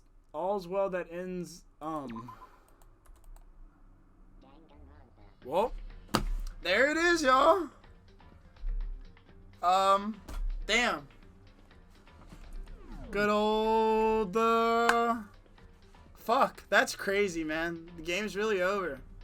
It's really done. Well, like I said, it's been great. I already said everything I needed to during the credits, so we're just gonna go ahead and call it here. Next time y'all see me, I don't know what I'll be playing, but hopefully we'll be playing the second Danganronpa. Like and subscribe if you haven't already. Hope you all have a good rest of your day, night, evening, whatever time it is, and yeah. Take it easy, guys. See y'all later.